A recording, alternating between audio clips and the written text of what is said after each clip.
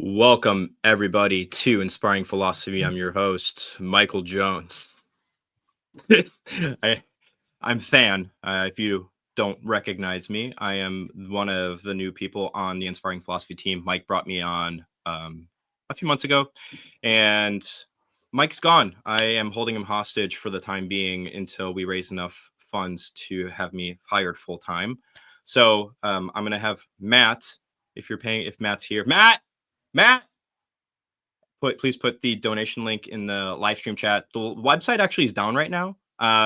So you can't go to inspiringphilosophy.org right now or .com to donate because we've rebuilt the website, and you'll see the new website here shortly. I don't see it yet in the chat, but Matt will put it in there. If you want to donate to us and help us continue to do this full time and keep building the ministry, that'd be super helpful. Today, I have one of my good friends, actually. He's a philosopher. His name is Perry Hendricks. Him and I like to take jabs at each other. We're going to respond to a few points from a video that Mythvision put out on animal suffering. Perry, why don't you just briefly introduce yourself really quick and why we're here? I hate introducing myself. My name's Perry. I'm a philosopher. I did my PhD at Purdue. I'm really awesome. And I wrote a book that everyone should buy, and people should just send me money generally. And everyone should cite the book. I think that's about it. I don't have a lot of interesting stuff to say. It's interesting. So because Perry and I like to take jabs at each other because we have completely diametrically opposed approaches to the problem of evil. So you're actually going to hear something a little bit different than probably what you're used to compared to when you hear me talk about the problem of evil or even Mike talking about the problem of evil. So you're going to hear true things said, I think is what you're trying to say. Sure. Okay, I will bite my tongue during this, and I will hype you up, and I will not undermine you at all. I didn't think you would undermine me, even if you weren't biting your tongue. Man, do you guys see the bromance here? Really quickly too. Actually, I'll keep it a secret for now. It's related to OnlyFans, though. Yeah. Well, let's just get into the video. If you want to get into it, Perry, I'll bring up your first timestamp. Maybe we should, because this is going to be a timestamp on his characterization of skeptical theism. Maybe we should talk a little bit about his. Oh, okay, yeah, go for it. So the problem of evil is roughly like the problem of bad stuff. If, theism is true, there's a perfectly good, all-powerful, all-knowing being. But why is there so much bad stuff? There's lots of horrible things that happen. Like I was reading about kidnapping at a preschool in Wisconsin yesterday. Did you see that? Say that one more time. There was a kidnapping at a preschool in Wisconsin yesterday. Did you catch that? No, I didn't. Yeah, after fortunately about 45 minutes later, she woke up. She woke up. Wait, am I missing something? There was a kidnapping at the preschool. And she woke up? Yeah, which was good. About 45 minutes. Oh, okay. I still don't know if is there supposed to be a joke, Perry? I would never joke about kidnapping. Naps are important. I see what you're saying. Okay, look, honestly, I actually got the joke. I was just being a jerk. I'm sorry. But yeah, there's lots of bad things in the world, lots of ththings that we look around and see that are terrible and evil. Holocaust is a good example. In 2014, there was this, I think it was the MS Seoul in Korea that had like 150 high school students on it. Captain was not paying attention, hits an iceberg. Students are told to go back to their rooms for some unknown reason. And then it starts sinking. And by the time they say, everybody evacuate, it's already sank too much. And like 144 like high school students died. So lots of bad things happen, right?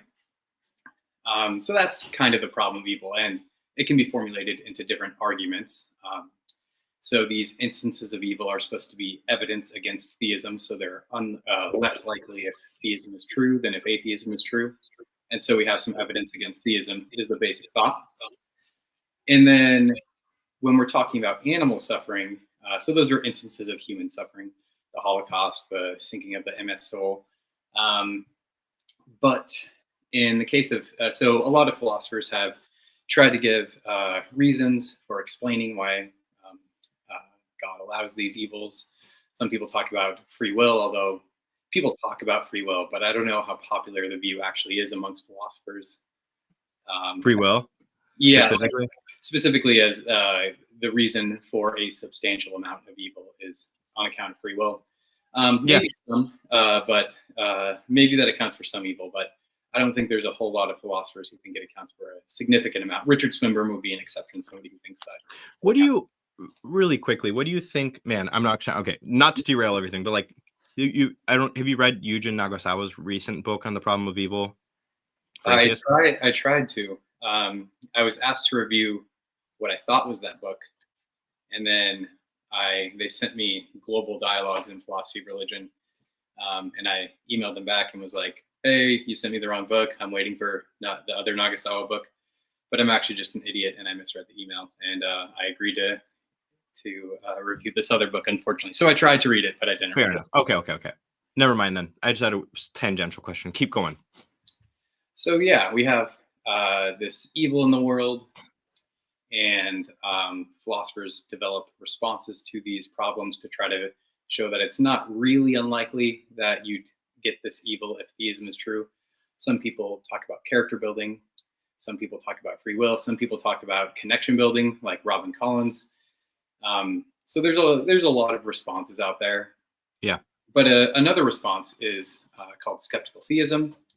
So skeptical theism is like there are a lot of varieties of skeptical theism, but generally what can capture, what sort of brings all skeptical theists together are oftentimes arguments from evil will say something like, look, here's this really bad evil. We don't recognize any God justifying reason for it. Therefore, probably there is no such reason for it. But if theism is true, there has to be such a reason. And so holding our other evidence equal, theism is probably false. Every skeptical theist is going to reject that. So they think it's a bad inference from we recognize no such reason to therefore probably there is no such reason. Every skeptical theist is going to reject that. That's what kind of unites us. But of course, skeptical theism can undermine other kinds of arguments from evil, but that's a really popular kind developed by William Rowe and regurgitated by like Laura Ekstrom. And that's probably the most talked about version of the problem of evil, unfortunately, because it's one of the less plausible versions. Paul Draper's version is much better. But so that's what sort of unites skeptical theists. So what is skeptical theism? I'm going to give you my take on skeptical theism, which has the bonus of being correct. But it also is roughly, I think it approximates to Mike Bergman's skeptical theism.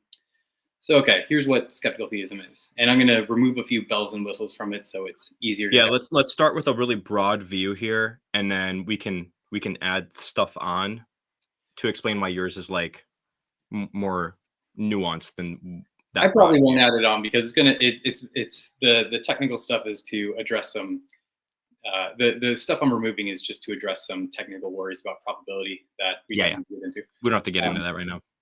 But okay, so what is skeptical theism according to me? So skeptical theism, as I'm going to take it, at least one version that I endorse is this: we have no good reason to think that the perceived weight of God's reasons resembles the actual weight of his reasons. What do I mean by that? Well, by we have no good reason to think that the perceived weight resembles the actual weight, I just mean we don't recognize a reason. So like if I'm driving in a car, I see the car in front of me turns on their left blinker. That's a good reason for me to think that that car is going to turn left. It's not a good reason for any of my kids to think that because they don't know what it's just a blinking light. Yeah. So it's about the reasons you recognize. And why do I focus on reasons instead of goods and evils? Well, because reasons is more encompassing. Goods and evils are reasons for action. And the thing is, if we want to make probability assessments about how likely God is to do something or permit something, we need to know his reasons. Because it's the same way for any other person. In order to assess how likely it is that somebody is going to do something, you need to know what reasons and what their weights are. So you need to know if they have more reason to do something than not to sort of give a probability judgment. So reasons is what ought to be focused on.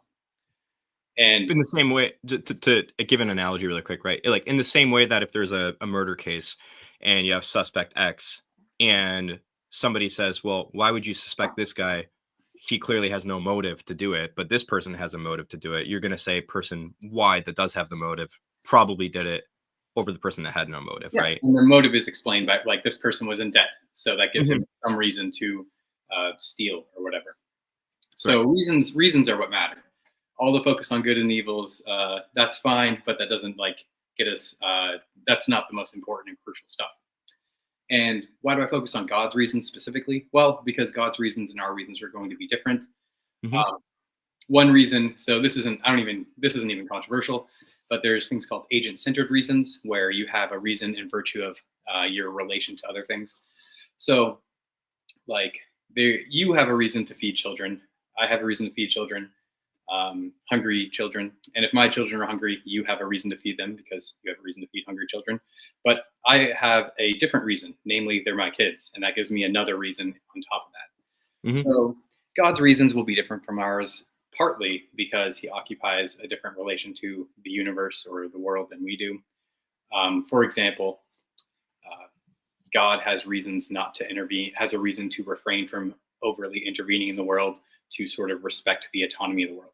That does not mean, that's not an explanation of why there's evil. That's just Yeah. an illustration of how the reasons differ from person to person. How God has different agent-centered reasons. Does that make sense? Yep. Yeah.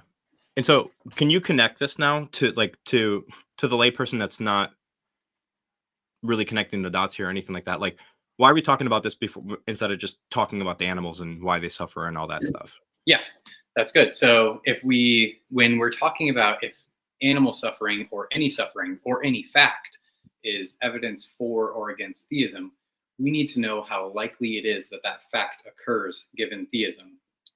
And we need to know how likely it occurs given the alternative hypothesis. That's what confirming evidence is going to be. If we want confirmation for theism or confirmation against theism or for atheism, you need to be able to give a probability assignment to each hypothesis, Yep. um, uh, uh, to the fact on each hypothesis. I mean, so that's why it's important. These arguments from evil are going to claim that it's really unlikely that God would allow or do something. And then the skeptical theist is going to basically say that actually we can't ascribe a probability here. And so it's not evidence against theism, nor is it evidence for theism. But does that make sense? Yeah. Was that a decent explanation for? Totally fine.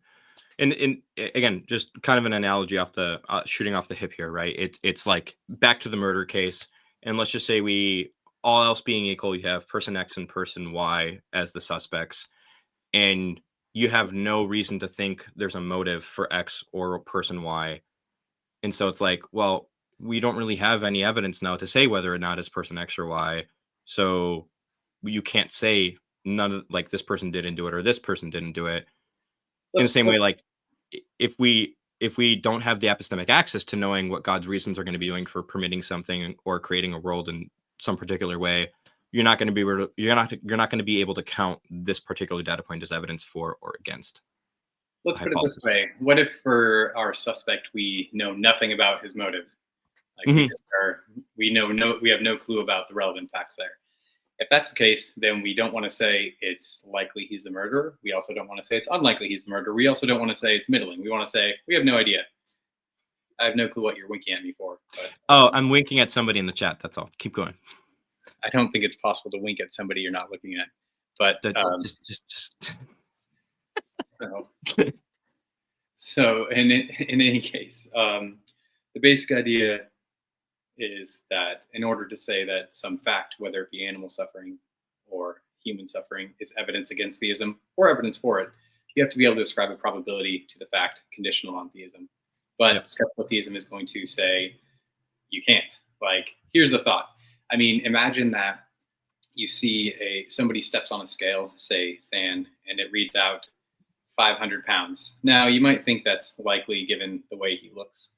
But let's suppose that we 500 pounds of literally, muscle, though, right? Like, just kidding. I don't know. So let's say that you literally had no reason to think that the output of the scale was accurate. If that's the Mhm. case, then you shouldn't give any weight to what the scale says. So similarly, the skeptical theist is saying we have no good reason to think that the perceived weight of God's reasons, so whatever we think we can determine about God's reasons, resembles the actual weight of his reasons. And so since we have no good reason to think that's accurate, we shouldn't give any weight to the perceived weight of his reasons. Does that make sense? Yes, sir. Okay. Really quick, let's get into some super chats before we get into the video then. And reminder, guys, we'll take your super chats sporadically throughout the stream. And if you have questions for Perry and you want to pick on him, give us money to make fun of him. It's totally fine. Wait, I see one comment I want to address before the super chats. Cool. Okay, what is it? This is a super duper chat. And says, suffering of animals doesn't bother me at all. I just don't care. Why do you care? I don't know. Suffering's bad. You probably should care about things that happen bad. Okay. Yeah. I mean, I don't know what to say to that. It's like, if somebody's like, the suffering of infants doesn't bother me at all. I just don't care. Why do you care about suffering infants? I don't know. Seems like something you should care about. You should care about bad things, right? Yeah. I mean, I think there's probably some philosophical confusion going on there too, a little bit too, because it's not whether or not you care about it, it's whether or not this is something that we should expect if God exists or anything like that. Yeah, that's true. That's another point. But also, you should care about bad things. Yeah, and you should care. So, all right. Payson the Christian, thank you so much for the super chat. Says, yes, question over. I don't know what that means, but it's not a question. It's an excited statement. I love it. I love it. Yes, the answer is yes. No, it's a statement. I agree with the statement. Sure. All right, Victory in Christ. Thank you. Have you watched Don K. Preston versus Richard Carrier? I've not. Is that the preterist guy? Is who Victory in Christ or no, Preston? No, the Preston. Preston's a preterist. Yeah. Oh, I think I watched like 5 minutes and got bored. Gotcha. And I think Kaysen was replying to the title of the video.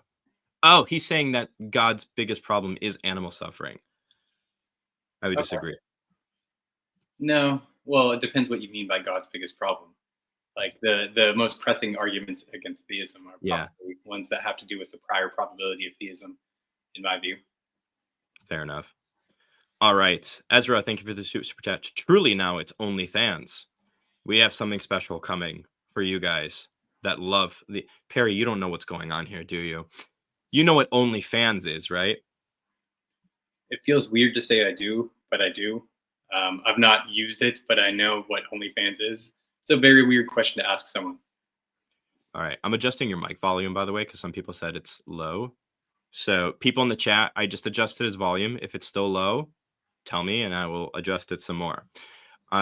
Sure. Long story short is people started talking about OnlyFans, and you'll see in the chat if you pay attention, there's an OnlyFans and Only Mics now and all this other stuff. But we got something so special for you for OnlyFans, and I can't wait to show you when the time is right. I don't know what it is, but I know. This is a Christian channel. I'm so sorry. I feel dirty. I feel like I need to repent, but oh well. All right, Stephen, thank you. Discrepancy between Mark 15:44 and John 19:31-33. I'll pull it up really quick, but if it's going to take a while to dig into it, I want Perry to have the time. This is Canadian money anyway, it says there, so you don't need to worry about that. We don't like Canada here. It's so you're right. Let's see here really quick.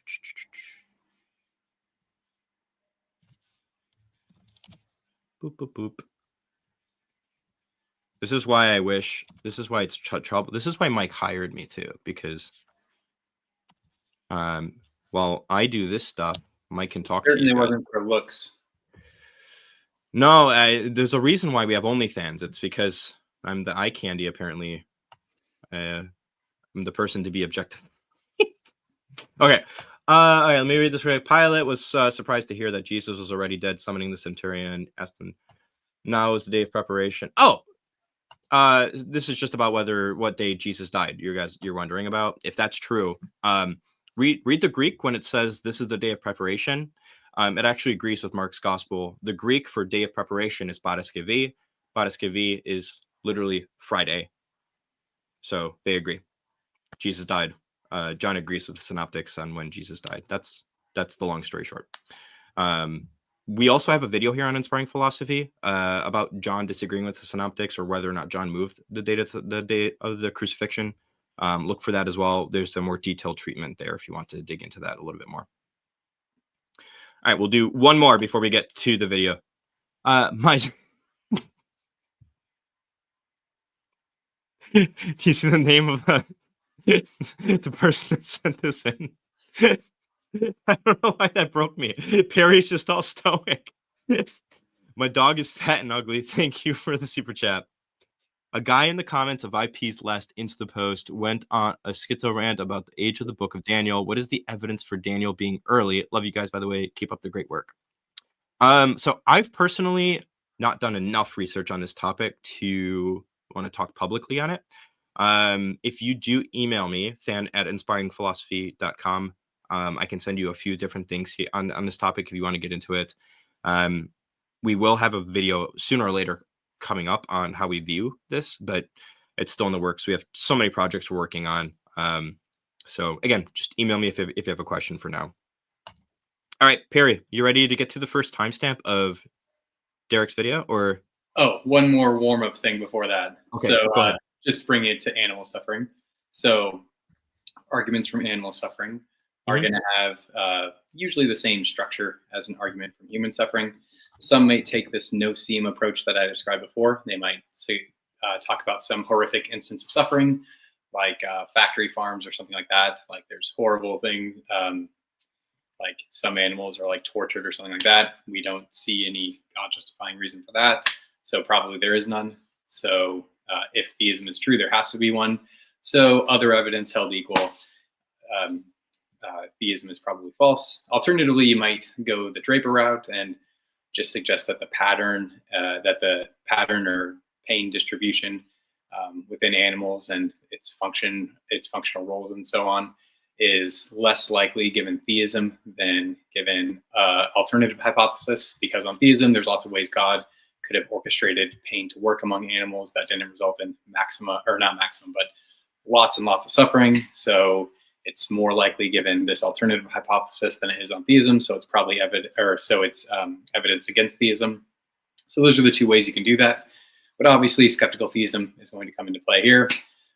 If we have no good reason to think that the perceived weight of God's reasons resembles the actual weight for allowing animal suffering or for the distribution of animal suffering and so on, then we can't say that it's likely that this distribution of pain and suffering and so on is unlikely given theism. Yep. And so it's not going to be evidence against theism. Cool. That's the basic start. Yeah. Somebody just really quick took a guess. Only Than's members will get videos of Than explaining church history while benching 200. Look, man, I'm going to tell you what I tell everybody when it comes to requests for content.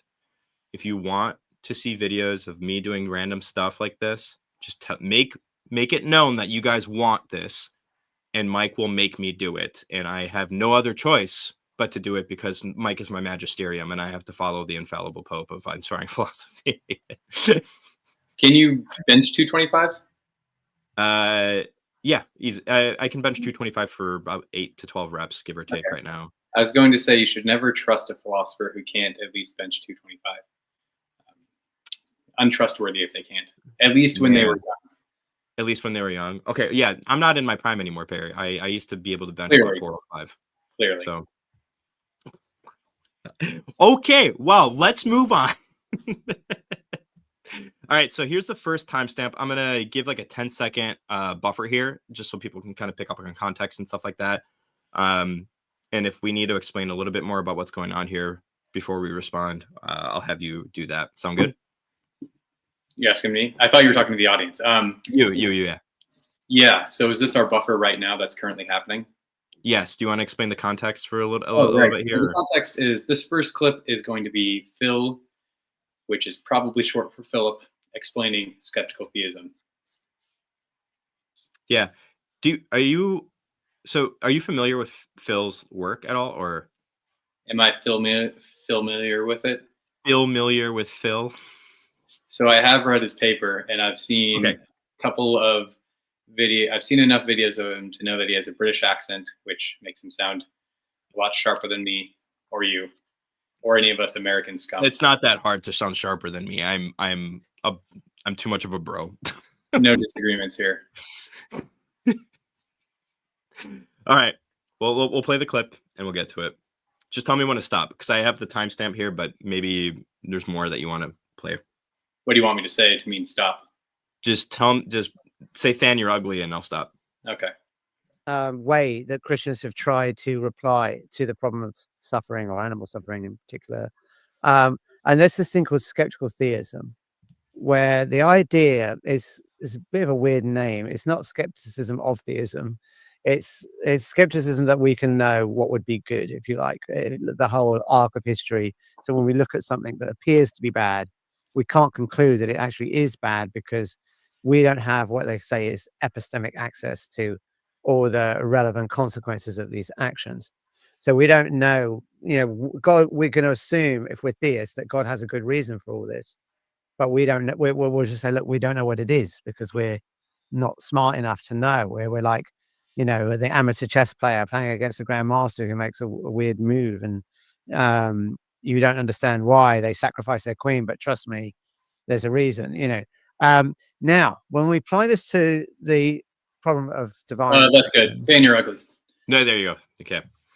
Okay. So Phil just single-handedly disproved skeptical theism. I'm on Phil's side. I'm just kidding. Go ahead. So I guess some context. This was on Mythvision, which is an apologetics channel for non-Christians. It's run by this apologist named Derek. They have lots of interesting content. I like to watch it. It's pretty good, but as like apologist channels get, can be pretty hyperbolic, and it's a lot better when they have somebody who isn't entirely on board with it. So all that to say that Phil is speaking a little bit loosely here since he's on an apologetics channel, but I think that what he's saying is just very confused at the outset. But again, it's probably because he's speaking loosely. So he says like skeptical theism is this skepticism that we can know that some evil is actually evil or something like that, or we can't know that it's not actually good. That is definitely not skeptical theism. That's definitely false. So skeptical theism isn't saying, a skeptical theist isn't going to say you don't know that suffering is bad, or you don't know that the Holocaust is bad, or you don't know that the sinking of the MS Soul was bad, or anything like that. So usually in the context of these arguments from evil, theists and atheists are guilty of this. They assume that if an evil is going to be justified, there has to be either a greater good or set of goods necessarily connected to the instance of evil, or logically connected to it, such that was the only way to get it, or that there was an equally bad worse evil or set of evils logically connected to it. And so when these arguments are given, they're trying to say that, look, basically this instance of evil has a net negative value. There's no good or set of goods logically connected to it. There's also no prevention of an equally bad or worse evil or set of evils logically connected to that. So typically when skeptical theists have been responding, they're trying to show that we don't know. They're trying to say the claim that this evil isn't sort of outweighed by these greater goods, or outweighed by the prevention of an evil equally bad or worse, and so on. They're trying to say we don't know that. And in fact, we have no clue how likely it is that it is a net negative in the end. And also, as a side note, so this is a bad way to frame arguments from evil. Focuses on goods and evils. That's one part of it, but we should really just be focusing on what God's reasons would be. And one last little note here is, so theism, so atheists and theists should be skeptical theists.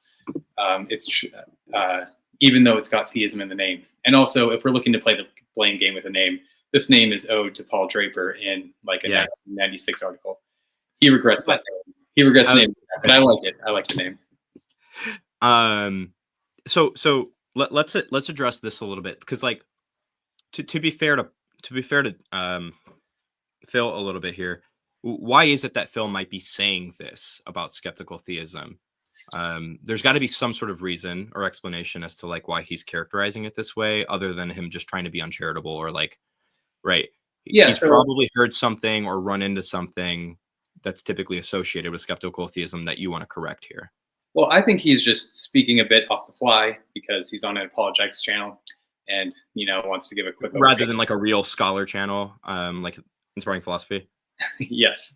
So I think so. This is a common, like, in his paper that Phil wrote on this. He doesn't have like he's clearly read a lot of the literature on the problem of evil, and he's probably, I don't think he actually cited any skeptical theism stuff, but he mentions the name skeptical theism, so I assume he's read something on it. But it is common in these, maybe outside of the literature, for people to talk. Like, I don't even know though. Like, I can't think of a single person who said anything. I can't think of a paper that like implies this, but I too have anecdotally run into skeptical theism adjacent conversations where this sort of language surrounds it. Part of it might be because a lot of people might take like the moral, what's it called? The objection where it's like the moral paralysis objection to skeptical theism. And maybe that conflation's happening there. Again, I'm not going to psychologize Phil here, but like, for instance, how would you characterize that objection and how would you respond to that? It's not an objection. It's just a misstatement, a very bad misstatement. And I think, so yeah, no one is saying that we can't know that an evil is evil. The claim is that we can't know that it's gratuitous evil, which is shorthand for there's no outweighing goods connected to it or the prevention of equally bad or worse evils. So yeah, I think it was just a sloppy way to state it, but it was just definitely false and a unfortunate characterization of it. That was probably a slip of the tongue. Well, yeah, totally. A massive slip. But yeah, anyway, I wanted to clear that up because that was a bummer to see a view. So he got part of it right, where he was talking about the epistemic access, where that characterizes the way that some skeptical theists talk about it. But that first part, there's not a single skeptical theist I know of who's going to say that. But you know what? There's always one. So I'm sure, you know what? There's got to be one. Maybe I just missed it. But it's definitely not representative of the way that skeptical theists think about skeptical theism, or people who aren't skeptical theists. No one who isn't a skeptical theist really thinks about it that way. Yeah. And for those of you in the chat, if you have questions, remember we're taking super chats periodically throughout the conversation. And if you have questions about this skeptical theist approach and what this really means and how it actually might even solve the problem of animal suffering for us, just ask really direct questions. And remember, like, you can be as mean as you want to be to Perry. Just be nice to me when you send the money to us. And again, as a reminder, if you're coming in late and you're wondering where Mike is not here today. He's out in Florida for ApologetiCon right now, hence me running the streams today. I'll be running the streams today, and on Wednesday, we're going to have my friend Ryan Mullins on for a book giveaway, and we're going to be taking your live questions and responding to really cringy TikTok videos that you guys will send to us. We'll be putting out a post later this, probably later today or tomorrow, asking you guys to send it to us. Oh, sorry. I was going to say, I love how like this chat has nothing to do with anything that's going on in here. It's actually pretty tame right now. I'm not going to lie. It gets really wonky when Mike and I are both on stream. I have no clue why. And sometimes it gets very depraved with the OnlyFans and stuff like that, stuff that's going on. Yeah, man. Are you ready to go to the next timestamp? Because this is the last one you have. Yeah, he doesn't say a lot about skeptical theism in this, but he also doesn't say a lot in his paper, which is kind of a bummer. And so that's his explanation of skeptical theism. And here's his big objection to skeptical theism, or one worry for it, which is kind of interesting, but well, I guess just play it. Do you want me to say Than's ugly, or Than, you're ugly again? You can find another way to insult me if you want to. Just keep in mind that if you insult me, it might make the audience not like you too much, because I actually don't know that they like me too much. So just insult me. It'll actually make me better off. Man. All right, let's go. And the problem of divine commands. This is why I think our version of the problem of animal suffering is so much stronger. We see that God actually gives reasons for what he's doing. And as you said in the Exodus, it's very, very clear that the reason is to show off his power. He says it explicitly in the text. So you'd have to deny the text to sort of wiggle out of that one. But Exodus is a hard one to deny. I can see someone saying, well, the flood wasn't meant to be taken literally. But the Exodus is very foundational in the story of Judaism. And of course, Jesus mentions it. You know, he has the Last Supper, which was the Pesach, to recount the story of the Exodus. So they're really going to struggle to say that's metaphorical. But yet here God is giving us his reasons. So the skeptical theist then, who is also a believer of the Bible, is going to struggle now because he's given the reasons. You can't say, oh, I don't know the reason why he made all those animals suffer. Or I mean, I guess you could still appeal to some unknown reason. But the point is, at least there is a reason given. And it looks like an illegitimate reason because why God could have showed off his power in ways that made animals suffer less.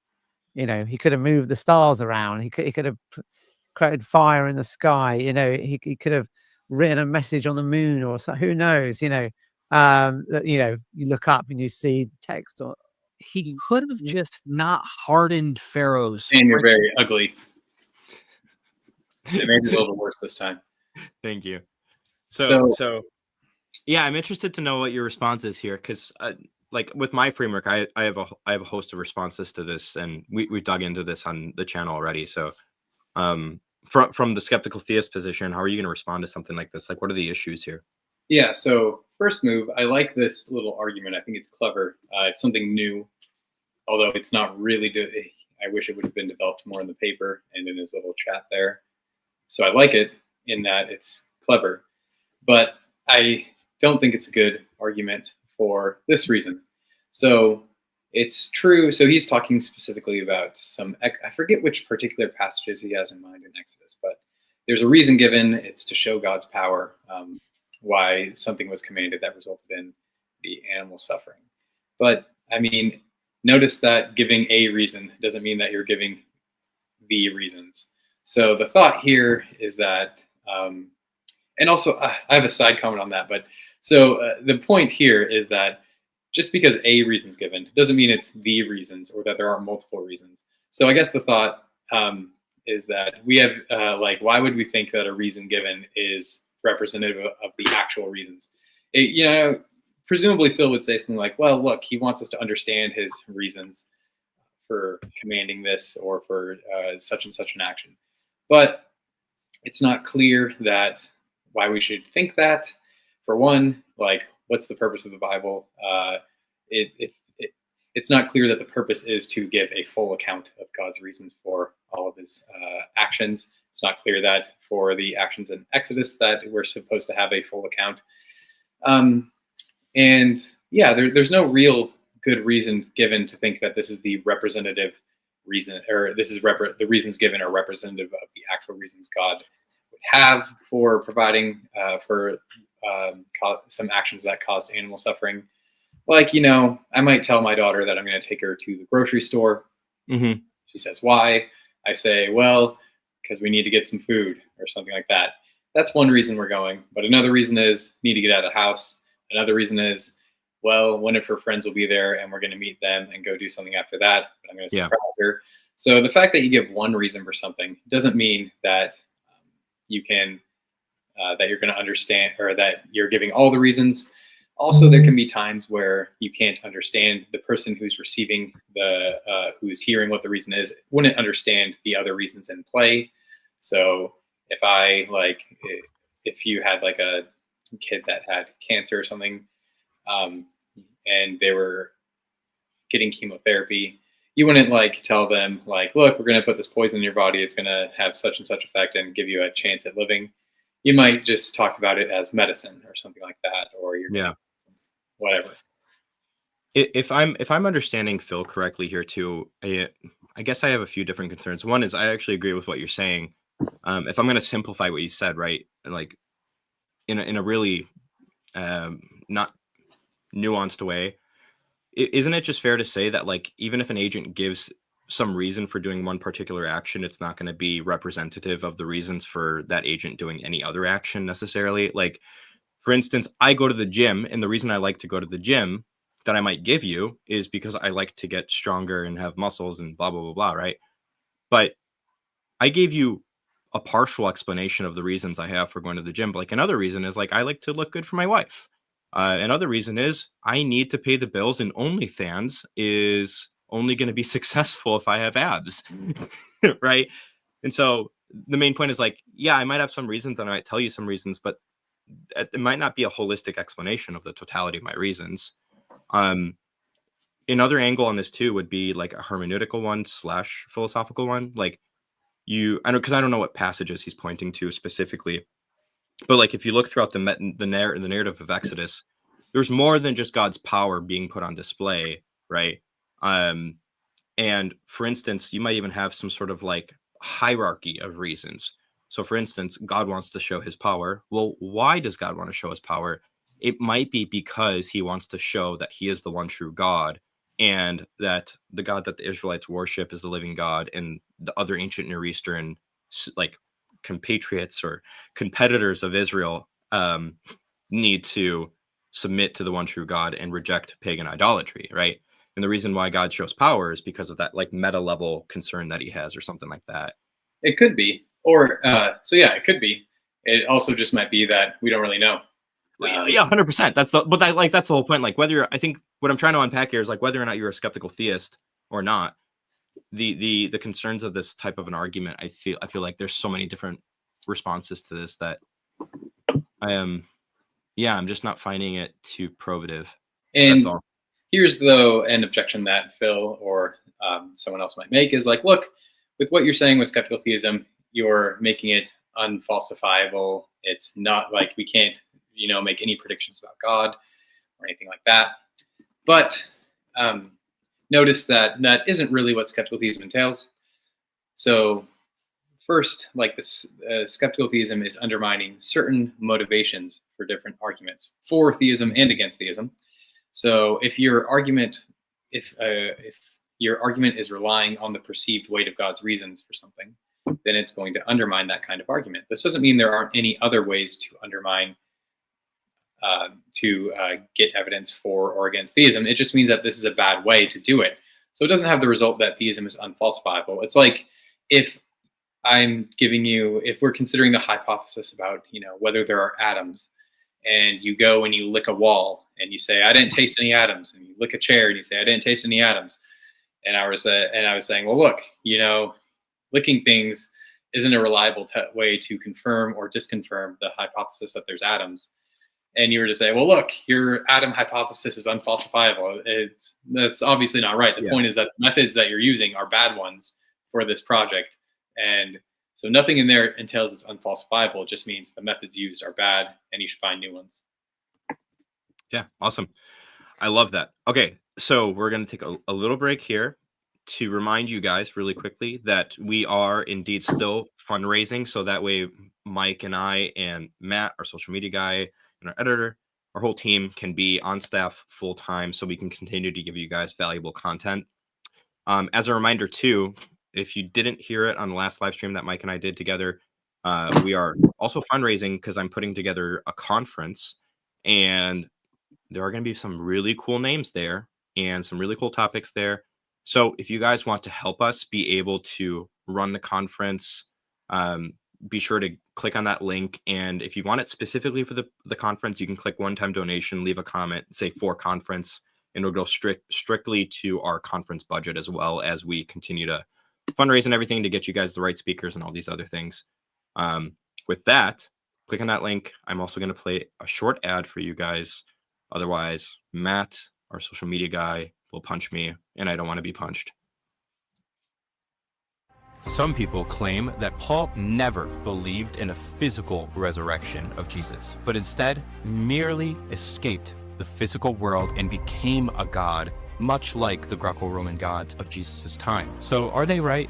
Have Christians gotten it wrong this whole time? If you want early access to this video, please consider becoming a supporter of Inspiring Philosophy.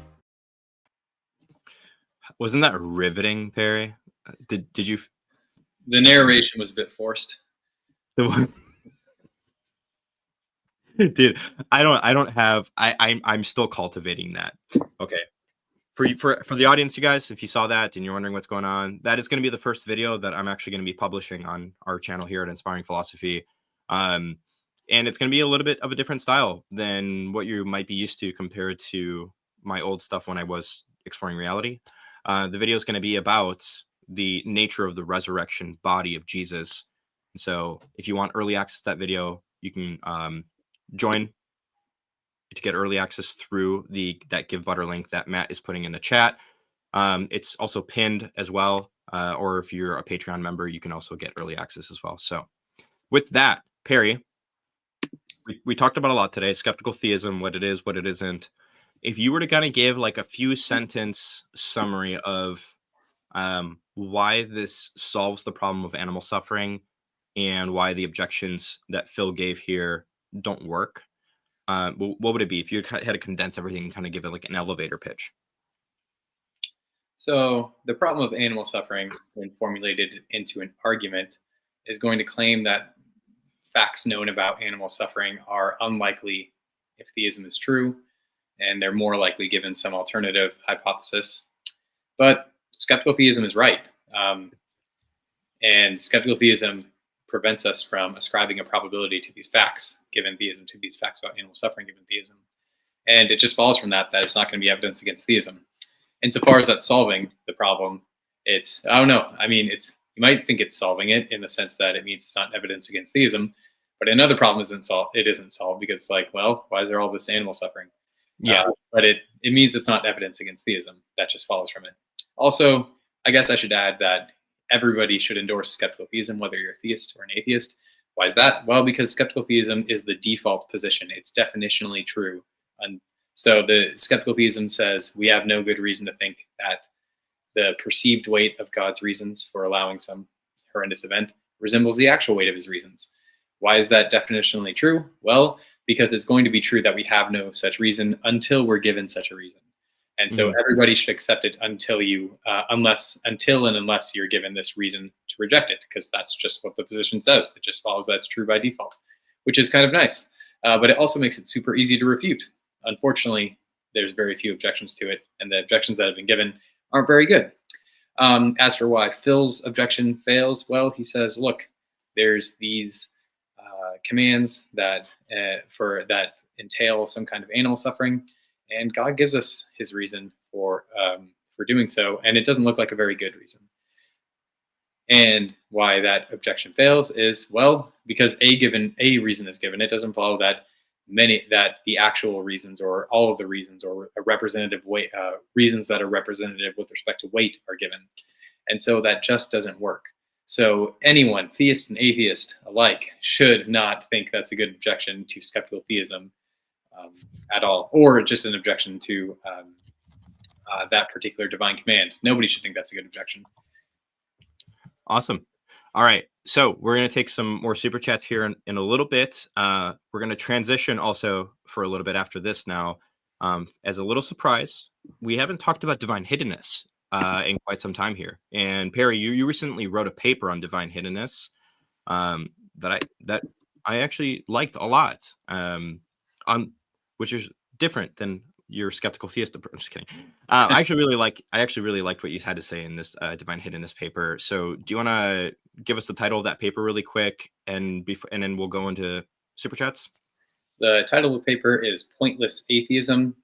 I had a different title in mind, but Amos Wolin suggested that one when I gave him some options. So any and all hate should be sent to him.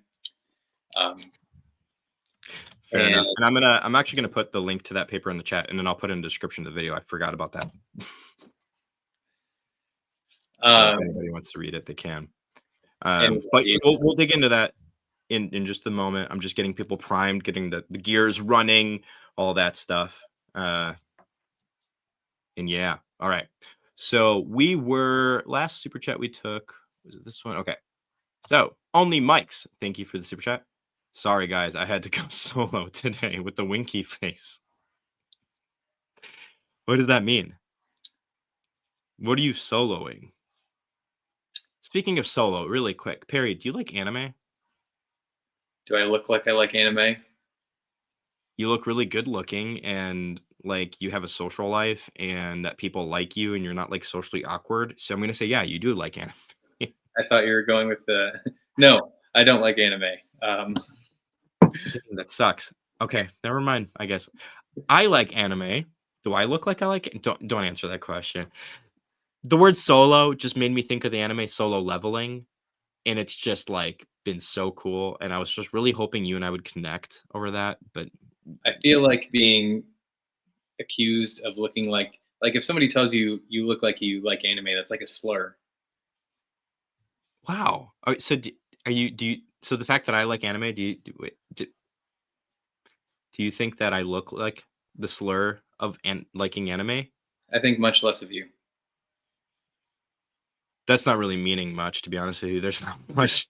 That's There's true. not much. There's not much there. You're already like way low here, so there's not much farther down you could go. But Oh man. All right. Jay Pendragon, thank you for the super chat. Can you recommend any sources on Mary's age? We have a TikTok video, I think, and like a YouTube short that we covered this. Let me really quickly, Perry, entertain the crowd for just a second while I pull up an article that I wrote really quickly. my neighbor the story. Mary's Tell the like story. 34 or something. Say what? My neighbor Mary's like 34 or something. I kind of think it's kind of weird that this guy's asking about her age. But... Oh, he's talking about Mary like in the Gospels. Oh, really? Yeah. I didn't catch that. That went over my head. Yeah, just like it went over my head when we were. To be clear, that was sarcasm. Oh, I know. I'm just delivering the sarcasm back. Okay. Man, I wish I knew where this was.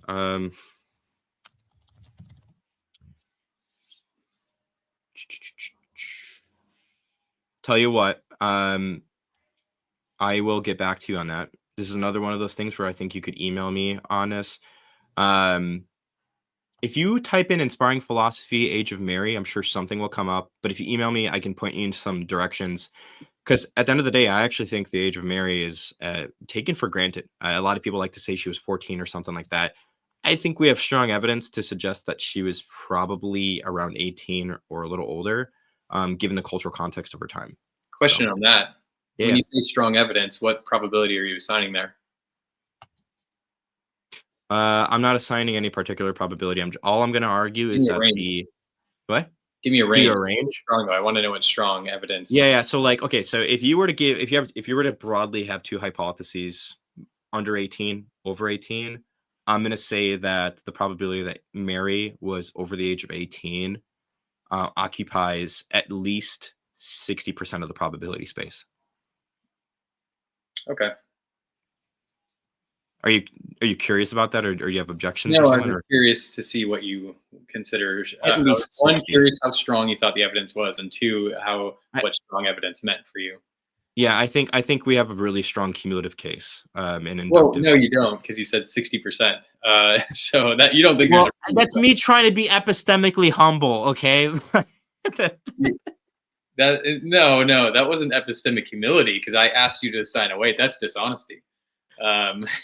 Wow, man, you heard it here first. What do you expect? What else do you expect from an apologist? Okay, wait. But actual number. You told me very strong cumulative case. Are we range, not actual number, just range. Like I would. Fine. If I'm gonna be blunt about it, 80%. Okay, that I would consider strong. I'd say that justifies saying strong evidence. Yeah. Okay. Okay. I also, while we were yapping at each other about this, I found a doc that I typed up on this. So one source would be Michael Satlow's book, Jewish Marriage in Antiquity. That would be that's like one source that I would definitely point to.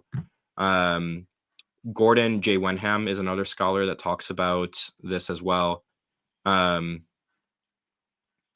Let's see. There's another scholar who his name I'm going to mess this up. Tikva Fremer-Kensky, who wrote Reading Women in the Bible. Also talks about this as well. Those are three sources that I just kind of off the top of the rip would be good for this. Again, shoot me an email if you have questions on this, and I can shoot you more details. Only Mike's. Does it also include me? What is it referred to here?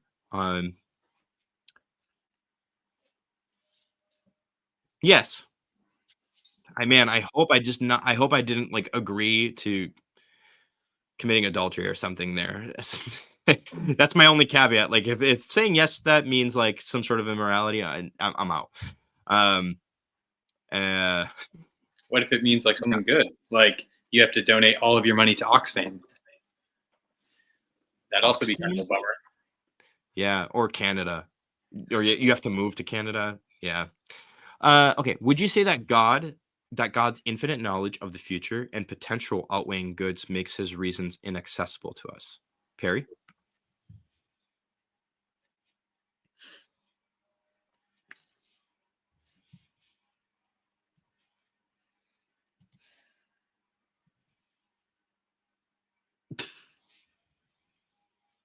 Philosopher stumped. No, I'm just trying to think of how to understand this. I know, Jackson. So it's let me like read it. that in itself. I don't think that's sufficient to make it inaccessible. I think you need to add some more to it. So one way I could think of, if that's all that it had going. Well, I mean, okay, here's one way that that's true. If there's some future good that I don't know about and I can't know about it because it's like 1,000 years ahead, then yeah, it's inaccessible to us in virtue of that. But that's not too significant. So when we're talking about, I don't even think we need to talk about future goods or even like super future goods for skeptical theism to get going. Like I think we could, if there was, like it would be fine to just focus on present. But it's true that we have very limited access to future consequences, as long as those like are logically connected to the evil, that'll work for skeptical theism. But you need there's a further defense you would need because, oh no, my Roomba Sweeps McGee just turned on. And I heard it. He said the word Roomba, and I just heard. I need to turn this thing off. Its name is Sweeps McGee. It's pretty new. It's pretty cool. Sweeps McGee. I'm sponsored by them. Have you ever watched Parks and Rec? Yeah. You should make a DJ Roomba. Oh, I thought about that. Yeah. that was an alternative name. I still might change its name. But back to the question. Yes. Dirt Vader was another alternative. Oh my gosh.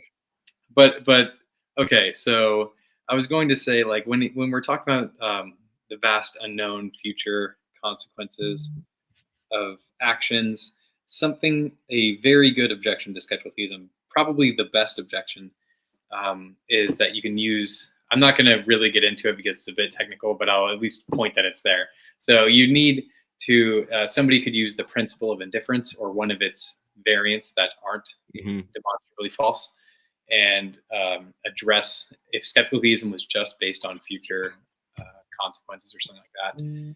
That wouldn't work because you can use, arguably at least, like you might be able to sort of wield the principle of indifference, and like Paul Draper and Richard Swinburne both have. Well, Draper doesn't use the principle of indifference. He uses intrinsic probability. But point being, I think that you need something more to prevent an objection of the style that I just gave, which I address in my book, and I call them equiprobability objections. Awesome.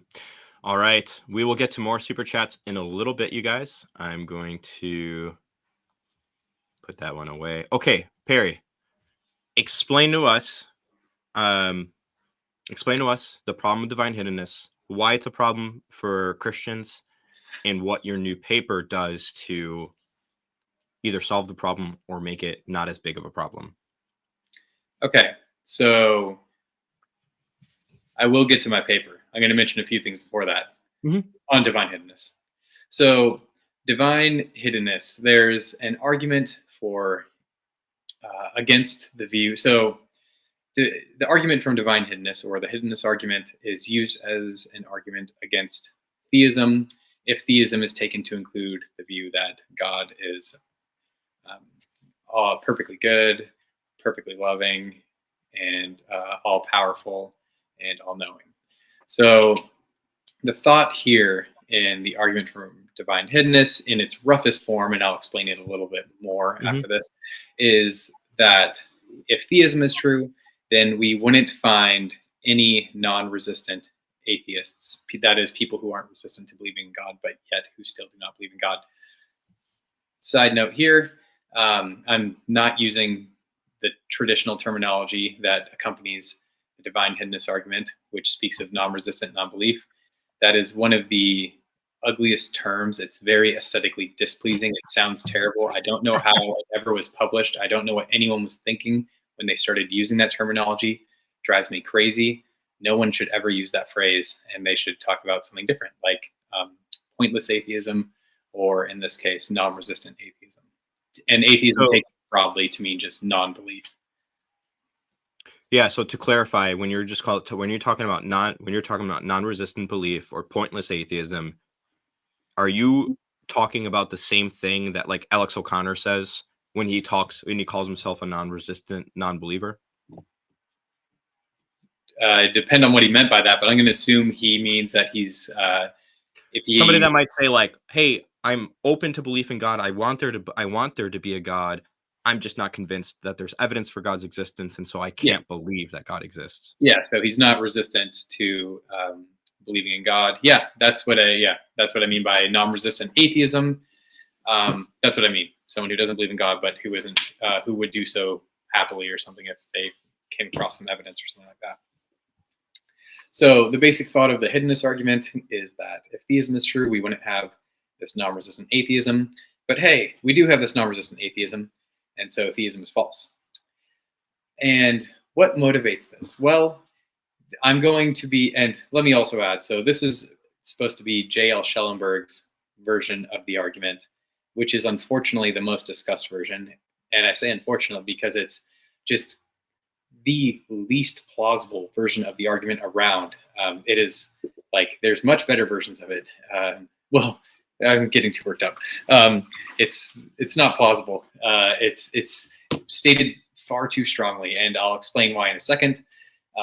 Because one of the premises is just known to be false. So one of the motivating premises, when you spell it out in his the 8 premise version or whatever, I forget how many there are in it, says that. So when we're talking about God, we're talking about an unsurpassably great being. And an unsurpassably great being would be all-powerful, all-knowing, and all-good. That's how 3 things that most people accept, whether theist or atheist. We think that we are typically talking about that when we're talking about God.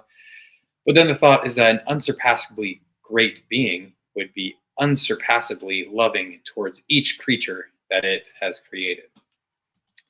And I think, and so that claim, which is a sub-premise of the argument, which is that an unsurpassably great being is also unsurpassably loving towards each creature. And well, okay, let me back up a little. Why do we think that if God's perfectly loving, why would there be any non-resistant atheists? Or why would there be no non-resistant atheists? Well, the thought is like, if you really love somebody, you want what's best for them for its own sake. That's what you're doing. It's not for some external thing. It's because you love them and you want what's best for them for the purposes of this relationship. And then the thought is like, look, the best thing in humans, in all the creatures that God's created interests, is having a relationship with God. And so since that's the best thing that could be for each person, then God is going to ensure that they all have this good, at least if they're not resistant. But so the argument goes, in order to have a relationship with God, you have to believe God exists. You can't have a relationship with something you don't believe exists. And so if theism is true, you're going to have no non-resistant atheism, minimally. But there is non-resistant atheism, so theism is false. Now, as a sidebar, there is a pretty interesting argument for thinking that you can have relationships with things that you don't believe exist. Andrew Coulson has a nice paper on this. I think he's probably right. But that's not the biggest problem with the argument. The biggest problem is, well, there's two huge ones. One is that, back to what I was saying, I'm just jumping all over the place. Back to what I was saying a minute ago. So the claim is that an unsurpassably great being will be unsurpassably loving to all of its creatures.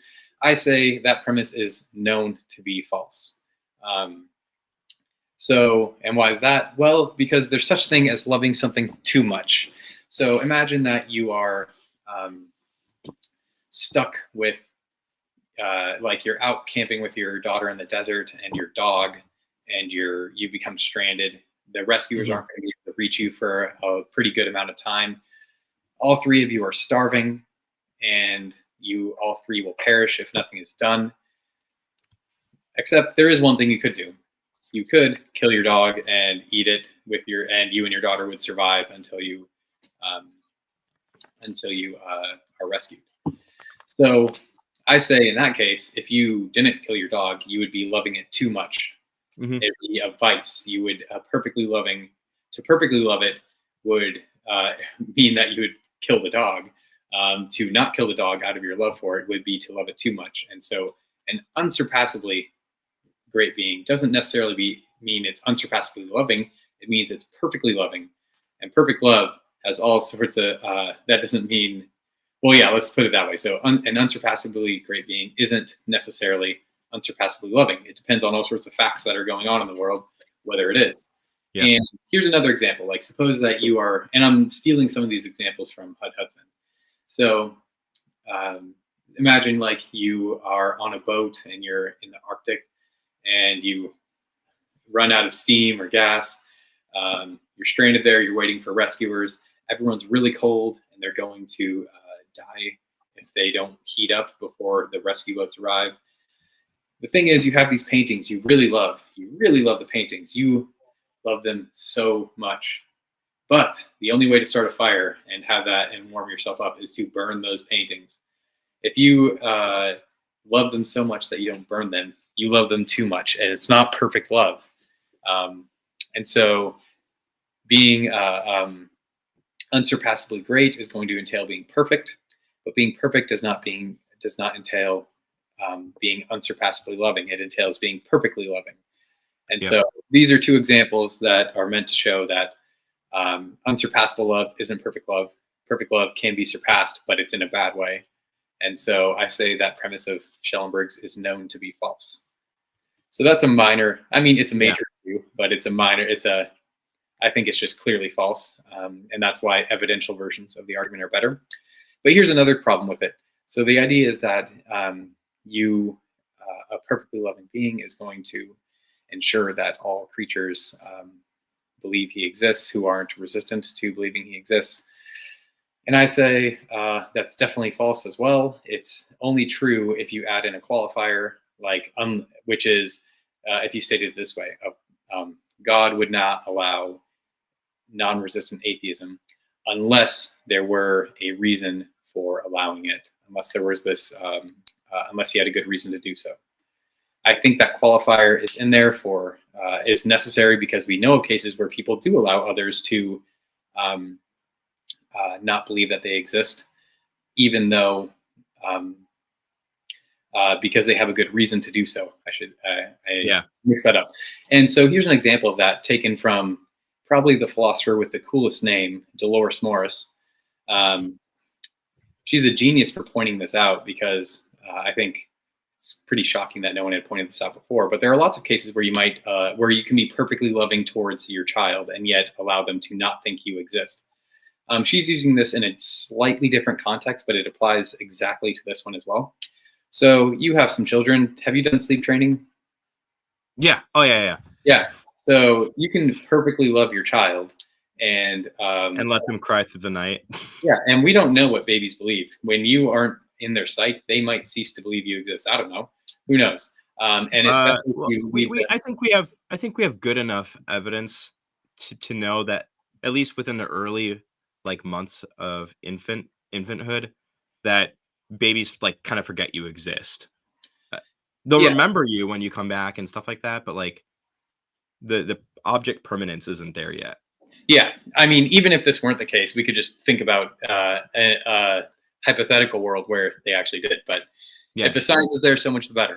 Point being that even though you did sleep training on your child, where you allowed them to scream for minutes at a time, thinking, probably not even believing you exist, and in lots of suffering, experiencing intense suffering and feelings of abandonment, nevertheless, you were perfectly loving towards them. So there's an example where you have a person allow another person to cease believing they exist, and yet they are still perfectly loving. Now, here's the response that Schellenberg and some others will give. Yeah. Like, look, these are human constraints, and so God doesn't have these constraints. God's not Plus eternal hellfire. What are you going to do with that, Perry? I'm going to say that, why do you think there are no such constraints? And by constraints can just be reasons. Yes. Like, why do you think there is no such reason? And I think that skeptical theism is going to undermine probably any case given for thinking that there are no such reasons. So I think skeptical theism just once that premise is fixed and qualified, skeptical theism prevents us from thinking that there actually is no reason for allowing non-resistant atheism. And so I think that the argument is doubly false and possibly triply false, given well, arguments can't be false, but it's got three false, two false premises for sure, and then a third premise is arguably false, and that's the one that says that you can only have a relationship, this kind of relationship, if you actually believe someone exists. Yeah. Due to Wilson's work. Ironically, because a lot of well, it's kind of died out now, I guess, but like when divine hiddenness was one of those really, really big things for a while, and I think people are realizing that it's not that strong of an argument anymore. If anything, it's more just like a existential pastoral concern, which I think is still really important, but on the evidential scale, I think it's kind of one of the weakest arguments out there. It's just, it keeps getting hit and hit and hit, and then you delivered another blow to it with your paper. So I think that's definitely true of Schellenberg's version of the argument. I think his is the weakest. If you make it evidential, it's more plausible, but it still succumbs to skeptical theism. But yeah, okay. So lots of problems with the argument. I think it's really popular among atheist apologists online.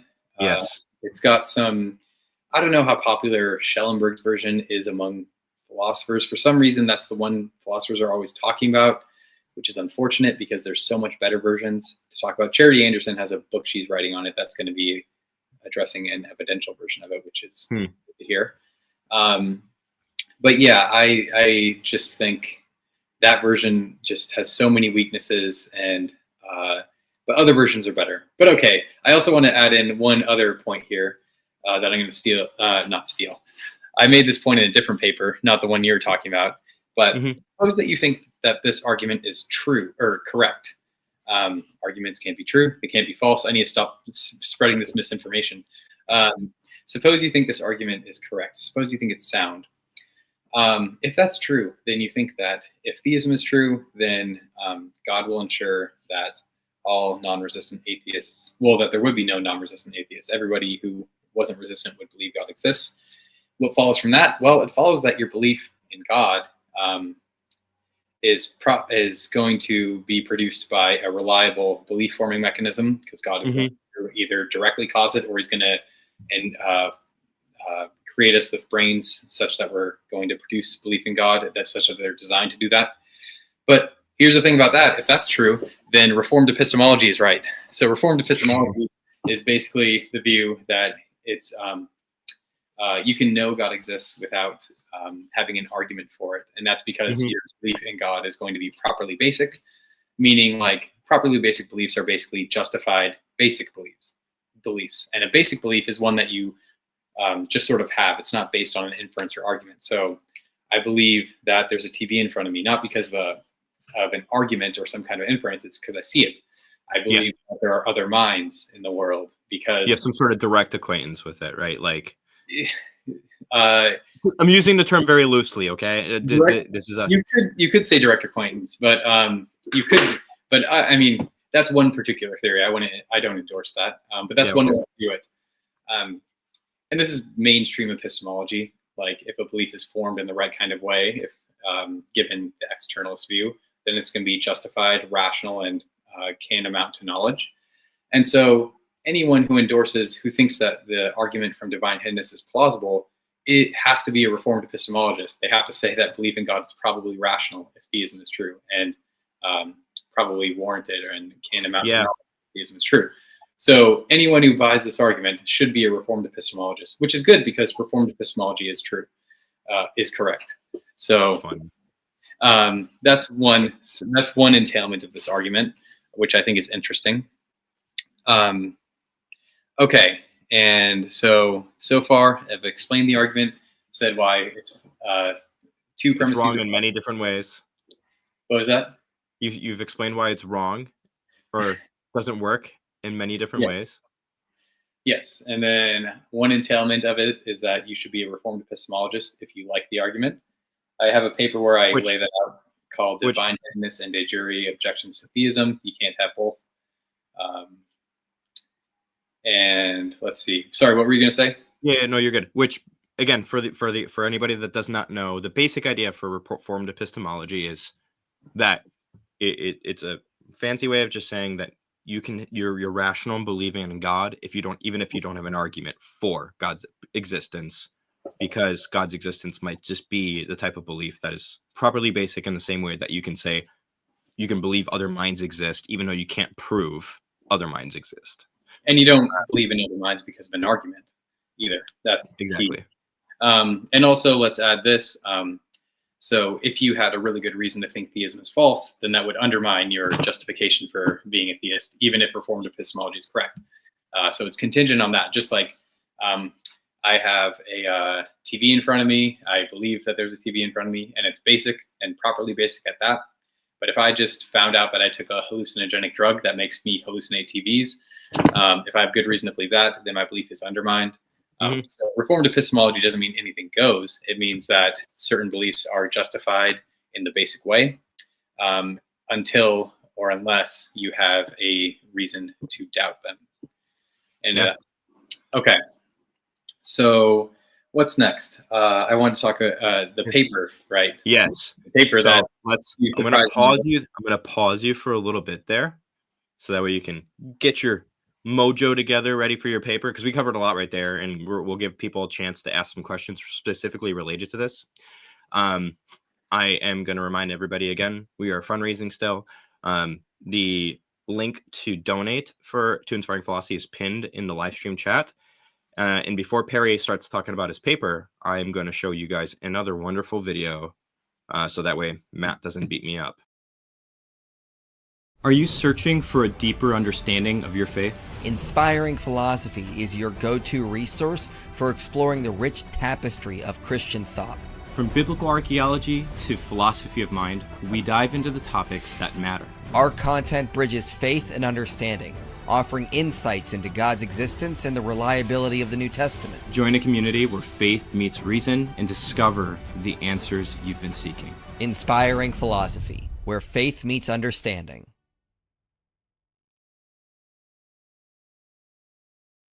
All right, go ahead. Let out your mean comments about how cinematic I am. No, this one's for Mike. I don't know if I can call him Mike. I've never met him. But you can't say... You can't be mean to Mike. You can't be mean to Mike. Only I can be mean to Mike. This is not me. This is... Okay. You can't say inspiring philosophy. That's a very uninspired way to say that. You gotta I don't know. I'm not good at making things sound exciting either, but you're inspiring philosophy, something like that.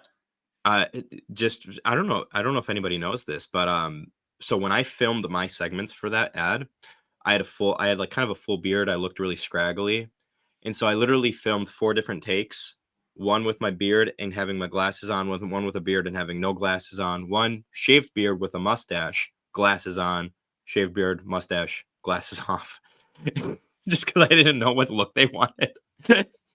So you've made multiple clips, had multiple clips of you in it, one with each different hairstyle. Oh, I know. I told Matt when he was editing this that he should just edit it so that way it progressively just made me look like I had less and less and less facial hair. That would have been good.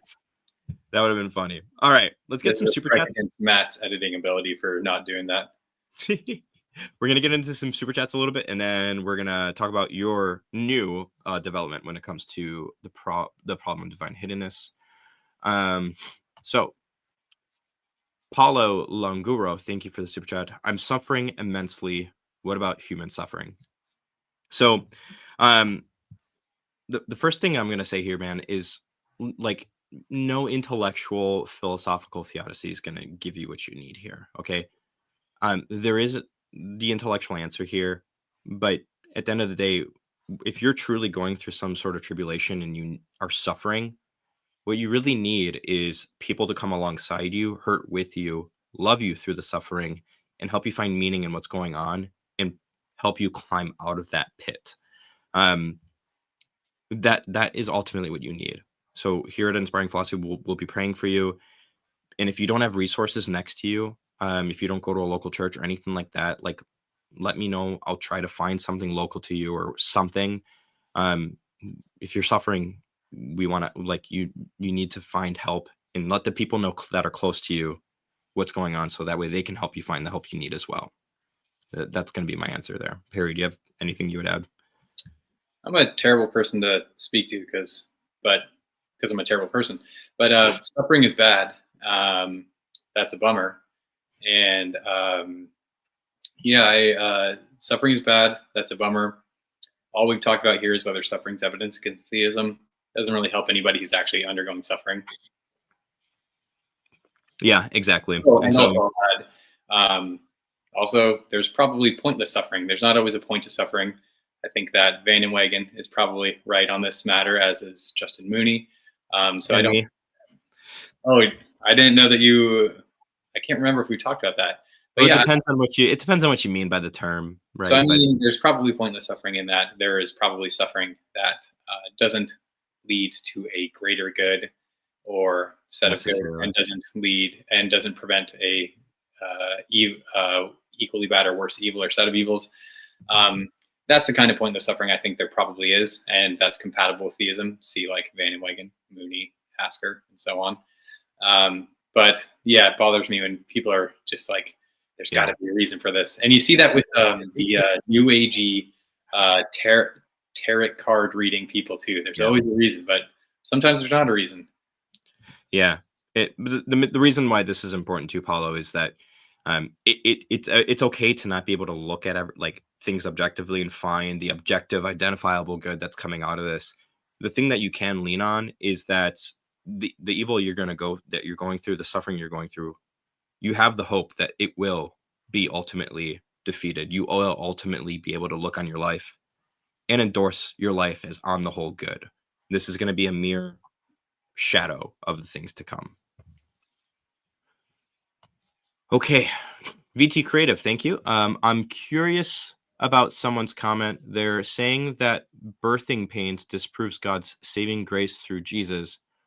Aren't we called to endure suffering? Love you guys, by the way. Love you too. I'm not sure how this would disprove God's saving grace through Jesus. I would have to know what the argument to make really means here, to be honest with you, because if they're trying to say like some sort of argument from evil here, we can talk about that.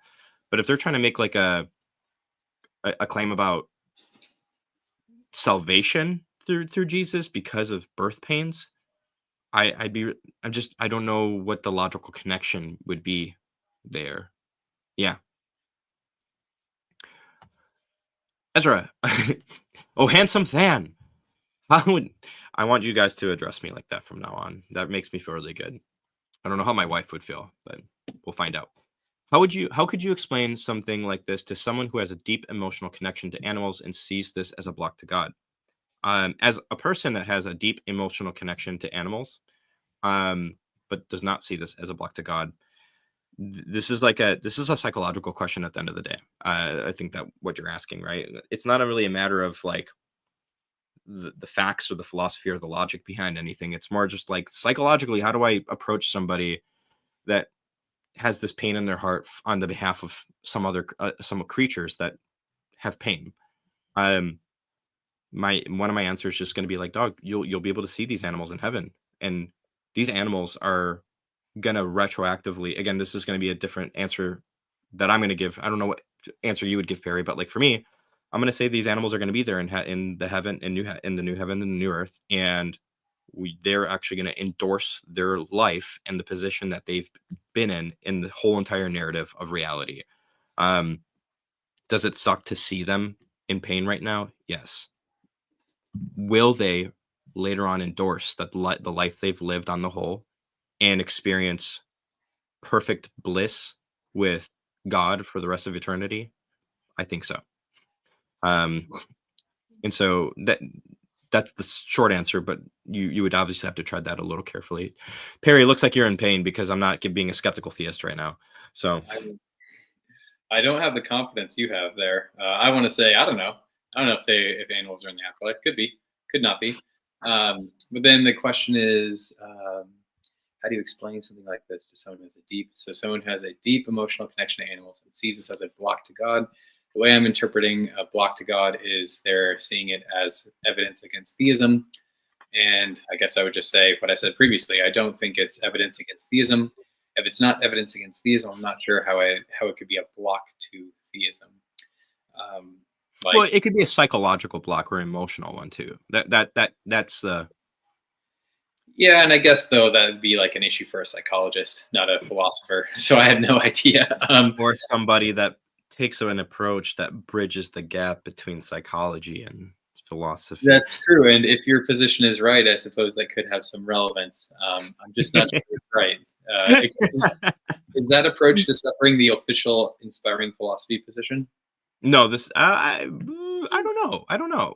Mike has a similar approach, but we haven't talked about it enough to know if we'd like land the plan on all the things individually, especially because mine is really individual to me. Like I don't really know if any philosophers that have done something similar to what I've done. So I'll say this.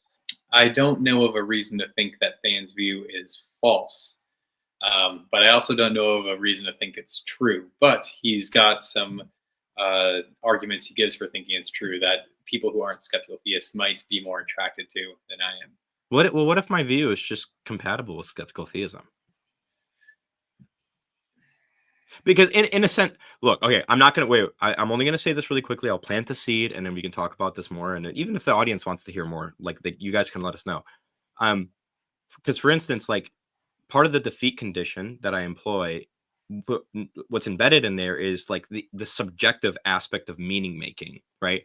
And so maybe there is like we just don't know what the reason is for God permitting anything, because maybe we can say like the broad category of the reason is the subjective meaning making aspects, but we're not going to have access to that in the sense that we don't have access to any person's individual psychology, and the person's individual psychology is what's going to ground the subjective meaning making that's found in the defeat of suffering. Two worries about that. Make them quick so that we can keep going.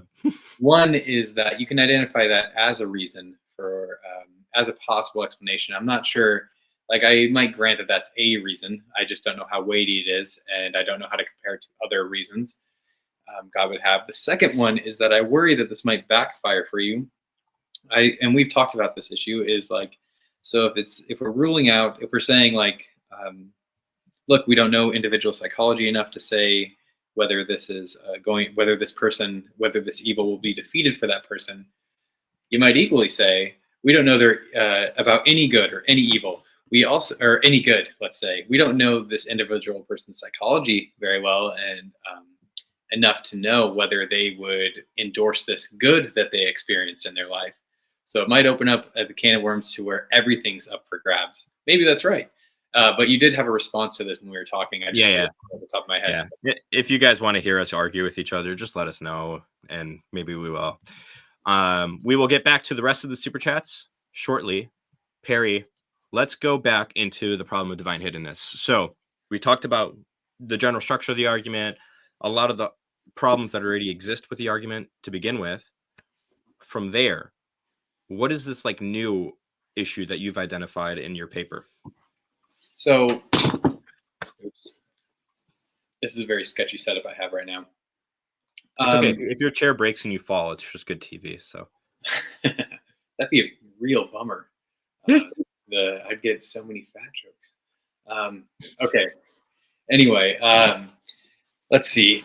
So my basic strategy in this paper is I want to show that if we adopt a relatively plausible position in response to divine hiddenness, it not only entails that theism is compatible with non-resistant atheism, it entails that theism is compatible with pointless atheism. I'm going to give a simplified version of that. So again, the argument from hiddenness wants to say something like, look, if theism is true, there would be no non-resistant atheists because God is perfectly loving, and a perfectly loving God would never allow those who aren't resistant to a relationship with him lack belief in him. But look, there are such people, and so probably God doesn't exist. The thought here is something like this. There's this responsibility argument which has been given. In the paper, I talk about two different ways to motivate this, but one is the responsibility argument, and it's been defended by Travis Dumsday, Richard Swinburne, Dustin Crummett, among others. Dustin Crummett has the best defense of it, and he's also just one of the best young philosophers writing right now. Mm-hmm. And so the basic idea behind the responsibility argument is that responsibility is this really good thing for people to have. It's good for humans to be responsible for important things. And here's some examples of that. Like if I can give my daughter the responsibility of feeding the dog, and that is a really good thing for her to have, this serious kind of responsibility to prevent like the dog from starving. Although, an aside, I was opposed to getting this dog. I got 4 kids. I don't need a dog to go along with it. But whatever, I lost that argument. So the responsibility is more. Here's another good example of how responsibility is good. So there's this guy named Daryl Davis. He's a black jazz musician. Mm-hmm. And he has,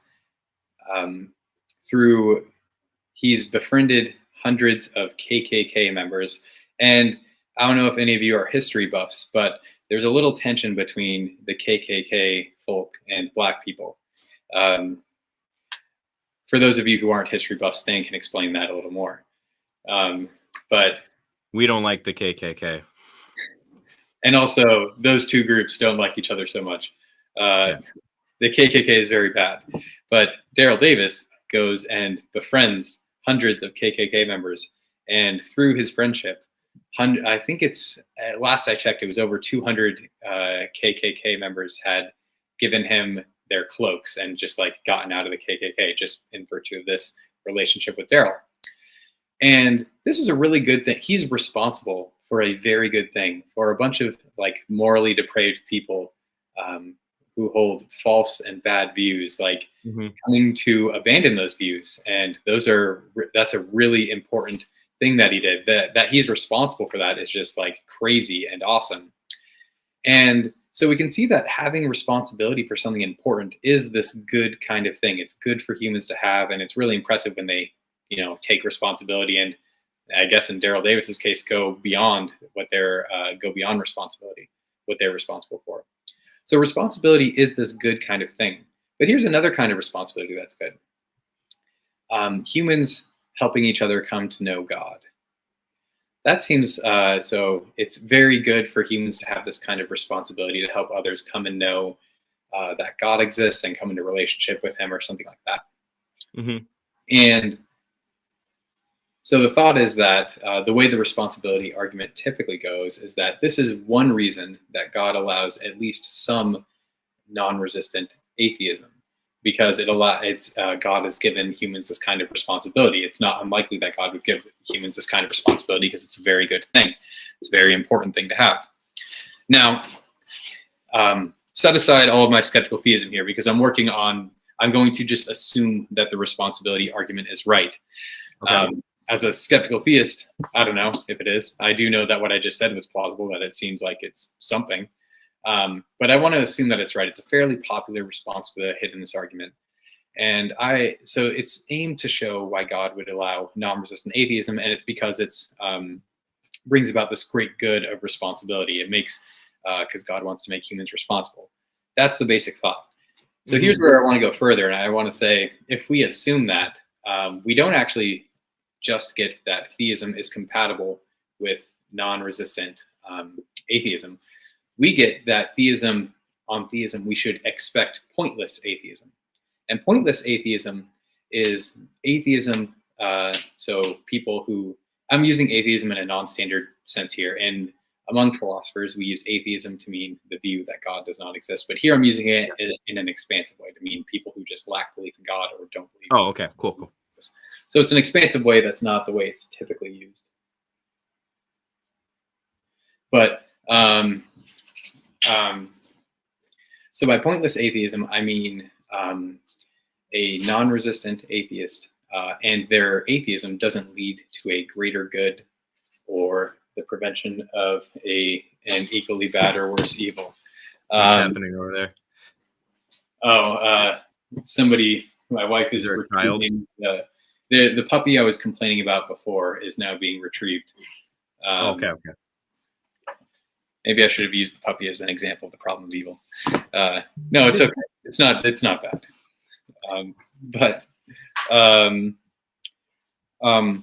So the thought is, if we assume that theism is true and assume the responsibility argument. So God allows resistant atheism because it's needed to give humans this responsibility. So we're responsible for helping others come to know God exists.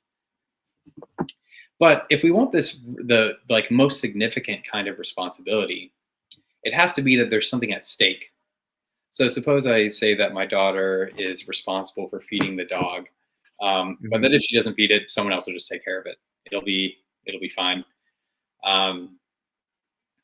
That would make her significantly less responsible for feeding the dog. Or suppose that whether Daryl Davis, even if he didn't befriend all those KKK members and convert them out of that, they would have gone away anyway at the same time, just due to something else. Maybe God would flick something in their brain and do that. That'd be a significantly less kind of responsibility that Davis would have had. It would have made it less impressive, although still impressive.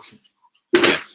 So now when we're thinking about atheism, if we're thinking that God allows non-resistant atheism to give humans this kind of responsibility to help others come to know him, suppose it were true that no matter what happened, even if people didn't sort of help others come to know God, or whatever that amounts to, talking to people, giving arguments or something like that, or addressing objections to theism, that whether or not they did that, those people who weren't resistant would just become theists, whether or not anyone reached out to them.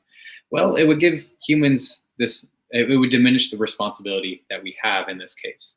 So the thought is something like this: if we are to actually have the most significant kind of responsibility here, and here keep in mind we're assuming it based on the plausible arguments by Swinburne and Wednesday.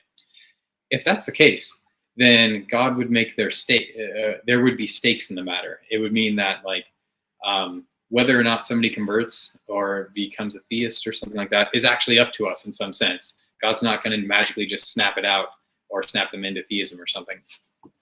So the thought is that if that's the case, then God has to allow there to be pointless atheism that doesn't result in a greater good or the prevention of a worse evil, because he's going to make us as significantly responsible as possible. So there's going to be stakes in the matter. It's actually important that theists do something and not just sit there.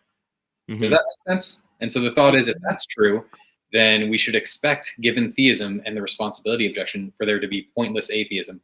So contrary to what proponents of the divine hiddenness argument are saying, non-resistant atheism is not actually a surprise given theism. It's actually expected if we assume this responsibility objection.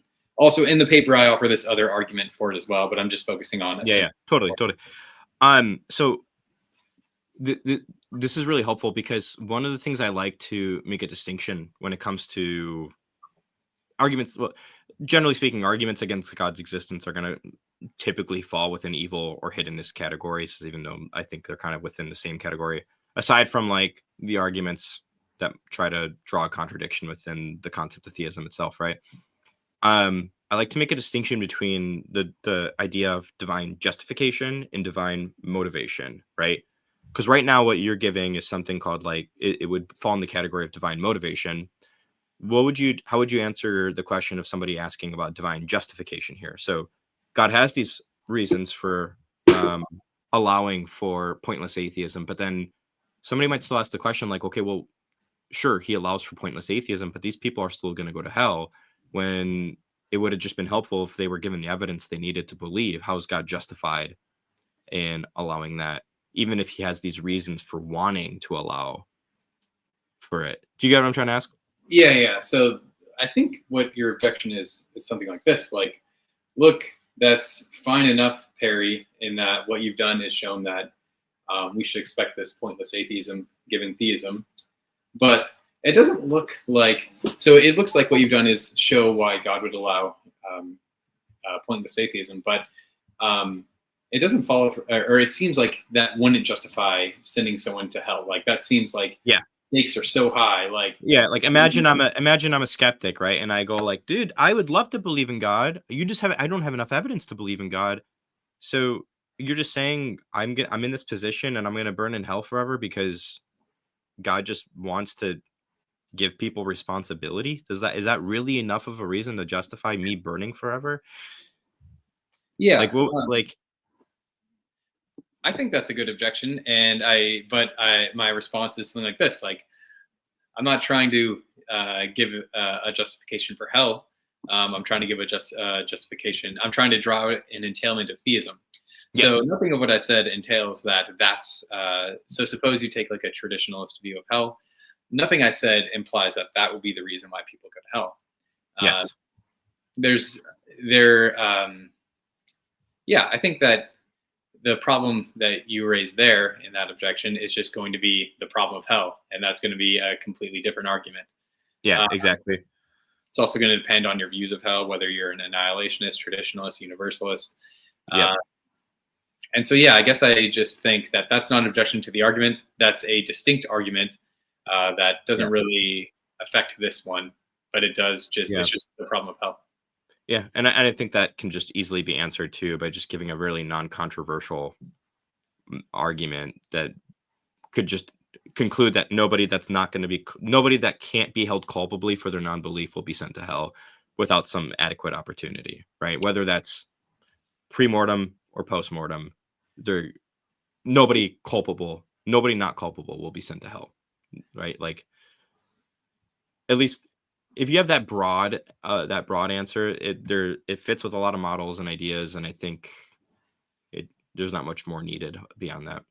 I don't have any strong views about hell, but in any direction at all. But philosophy is what I do. I don't do theology a lot, but I guess I can't call it an insight because that's assuming what I'm saying. Well, I'll call it an insight. I'll be pretentious or presumptuous and say that it's an insight. I think that so I guess the problem of hell is only going to affect one view, the traditionalist view of hell. And I think that any answer to that is going to have to involve a discussion about the nature of atonement and what's going on there. And I think that whatever your views on atonement are going to inform what your views on hell are going to largely inform your justification for hell, annihilationism, or universalism. Yeah, exactly. And so I think that if in addressing the problem of hell, atonement is key, but I also don't have any answers to that because I don't have any strong views about hell. Fair enough. I'm an annihilationist, so for me, it's just... Is that also the official inspiring philosophy position? We don't really have too many official inspiring philosophy positions, so... you got to lay out a doctrine of inspiring philosophy and what is believed by employees there and not. We have the magisterium, and that's the statement of faith, and the magisterium is whatever Mike says. So he is the Pope. Yes. Well, people like to, because people don't know what our denomination is either. Mike and I, people always try to guess what we are, but we just don't tell people. So I'll spoil it. They're both Seventh-day Adventists. Was I not supposed to say that out loud, or was that a secret? I don't think anybody's going to believe that. Oh, man. Okay. No, we are not Seventh-day Adventist. I mean, yes, we are. Maybe we're not. I don't know. We're Seventh-day Adventist Catholic Muslims. It's quite the combination. And young Earth creationists. So, Perry, are there any other objections to this type of an argument that you would anticipate, though, before we kind of? So, I mean, one thing, the way that you just stated it brought it out, like, because one objection is something like, look, you said there's pointless atheism, but you just gave a point for it. You just mentioned a point for why God allows it. Isn't that a problem? And the answer is no. So what I mean by pointless atheism is each is an individual instance of it that does not lead to this greater good or whatever. What I've given is a global reason so there's a reason God allows this set of pointless atheism, but that doesn't mean there's a point to each individual instance of atheism. It doesn't follow from that there's a reason for the whole, that there's a reason for each part. Mm-hmm. And so it's the way it's initially stated can sound paradoxical, but I address this in the paper and just show that it isn't. Yeah. What other objections can I think to this? Maybe we'll get some in the super chats. Or people you cover objections in your paper, don't you? Yeah. Yeah, and so if people can also read the paper. Nobody's going to read the paper. You'd be surprised if I tell people to read something, they read it. Because the audience, you should tell them to read it. The philosophy audience is scared of me, and they want their OnlyFans material, and they're only going to get it if they read the papers too. So, are you uncomfortable yet, Perry? What? Are you uncomfortable yet? I don't think I get uncomfortable. Well, actually, you know what? I'm sitting in an uncomfortable position on this chair, so I'm talking about like emotionally or something like that. But you're also a philosopher. You don't have emotions. Way over my head. Do you have anything else you want to say on the topic of divine hiddenness before we get to super chats? I guess I'll plug this. I think that everyone should be working on the evidential arguments from hiddenness instead of Schellenberg's version. I think that's a lot more fruitful, a lot more plausible. I don't think it works, but its plausibility is definitely greater than that one. And also, earlier you said you wanted to say that divine hiddenness is a kind of the problem of evil. I don't think that's right. I think in some sense it is. If you just say like non-belief is bad, one kind of clarify what I meant there. No. Yeah, you can clarify what you mean. Yeah, all I mean is they're within the same family. I see them as like the problem of disvalue. But here's the argument that Schellenberg's going to put back at you and say, like, look, it's not about disvalue. It's about the nature of love and what perfect love entails. So he's going to say it's not about disvalue. That it is disvaluable, but that's not the problem for how he construes it. Oh yeah, and this is where I'm gonna dork out and go like, well, yeah, but given like this isomorphic thesis about reasons and value and obligations, blah blah blah, and I'm not gonna bore people with that though right now. Yes, awesome. For anybody that's interested and wants to know more, linked in the description is Perry Hendricks' book on skeptical theism. It's an academic book, and if you want to know more about it, I highly suggest you read it. I'm not a skeptical theist, but I do think it's probably it's one of the best works on skeptical theism that I've read so far.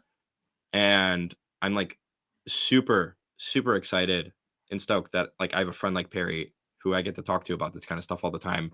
And again, I have no skin in the game here. I'm not a skeptical theist, but I think you guys should buy the book and read it 100%. So hold on, though. You said it's the best book on skeptical theism you've read. It's the only book on skeptical theism published so far. So it is the best, but it's also the worst. Well, So, yeah, there's that. Works on skeptical theism. Okay. All right, let's get to some super chats here before we end the stream. Anybody, if you have questions, put them in. We'll try to power through these, you guys.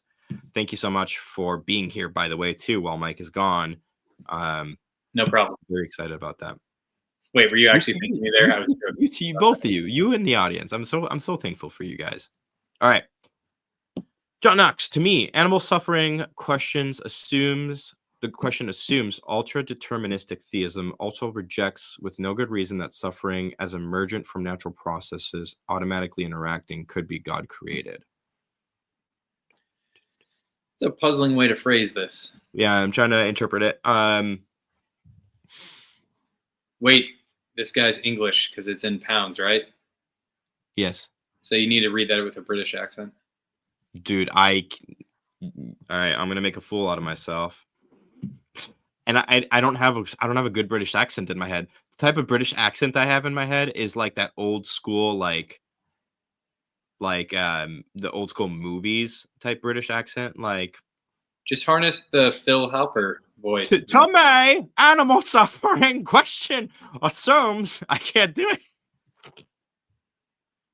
I still don't even know how to interpret this question. I don't know that animal suffering as an argument assumes theistic determinism, because even like on it, you take it way to the other side and be having like an open theist framework. God could still step in any single time an animal suffers. So I'm not sure it does, if that makes sense. And then with the whole rejecting with no good reason that suffering is emergent from natural processes automatically interacting could be God created.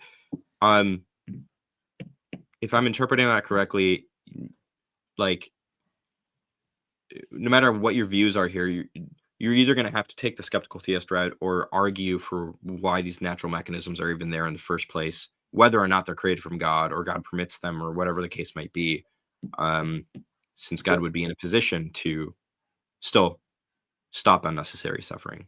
So, I mean, I think that, yeah, the point, like, if the suffering is emergent from natural processes, I don't see how that helps. That's just something that everyone, it is a natural process that animal, like you have predators and prey. I guess factory farms aren't natural processes in some sense, but the point is, like, if it's due to a natural process, that can still be a bad thing. Answer can be due to a natural process, still a bad thing, still something that needs to be addressed. I think I had one more comment on that. What was it?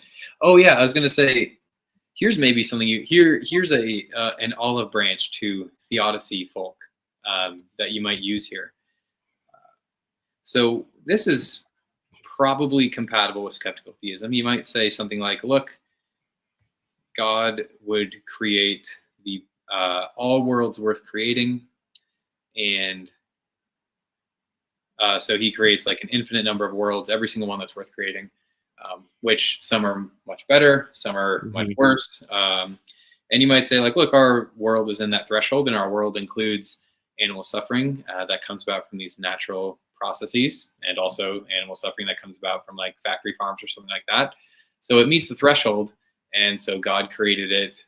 That's the reason why there's suffering, is because God created all worlds worth creating, and this one was one of them, and it includes this kind of suffering. Yeah, is that plausible to you, Than? Yeah, it's plausible. There's a lot of plausible ways to look at everything. So, all right. Is it actually plausible, or you're just saying that? I have a confession. I was looking at the stream and I was just trusting you to say whatever you were saying. So that is a good thing to do. That is a good thing to like, trusting me. Whatever I say is a reliable. All right, Koopa, what's up, man? Why believe we know God's nature in that, if that's the case? I'm assuming this is in relation to like the skeptical theist position. Like, why should we think, if we don't have like access to God's reasons, or that we should think that we have like access to God's reasons and all that stuff, that we should even know God's character in the first place? Yeah, and let's say, I'm assuming by character he means omnipotence, omniscience, and perfect goodness, because those are the three character traits we've talked about. Yeah. Yeah, so that's a good question. So skeptical theism isn't going to call that stuff, isn't really going to be relevant to that. It's just going, because skeptical theism is about the perceived weight of God's reasons, but it could also, well, let's put it this way, like, let's look at the reasons people ascribe these properties to God in the first place. Like, take like Swinburne's, man, I'm saying a lot. Let's take Swinburne's view, where he argues so that the simplest personal explanation of the universe is God, and so let's call that God. And what properties would this being have? Well, it would have, if we ascribe omnipotence to it, then we can also derive omniscience. And from omnipotence and omniscience, we can derive perfect goodness due to motivational journalism. Yeah. And so the way I find some plausibility to Swinburne's way of going about this, there's other ways as well, like Byerly's and Mooney's and Josh Rasmussen's view. But the point is that all these different views where people are trying to figure out the properties of God aren't going to conflict with skeptical theism. They're not talking about God's reasons. They're talking, so it's one thing to talk about God's reasons for different actions. It's another thing to ask, what are the properties God has? And one plausible way is to just think about what the simplest personal explanation of the universe would be, and that's not going to conflict with skeptical theism. For that, you can see Richard Swinburne, Callum Miller, Justin Mooney, Justin Byerly. I think it's Justin. Maybe his name's Byerly, something or other. I think he's British, if that helps. But yeah, so the point is the way that we try to figure out the properties of God isn't the same way we're trying to figure out whether a fact is evidence for or against God. So there's no conflict there, but that is a good question. Yeah, great question. All right.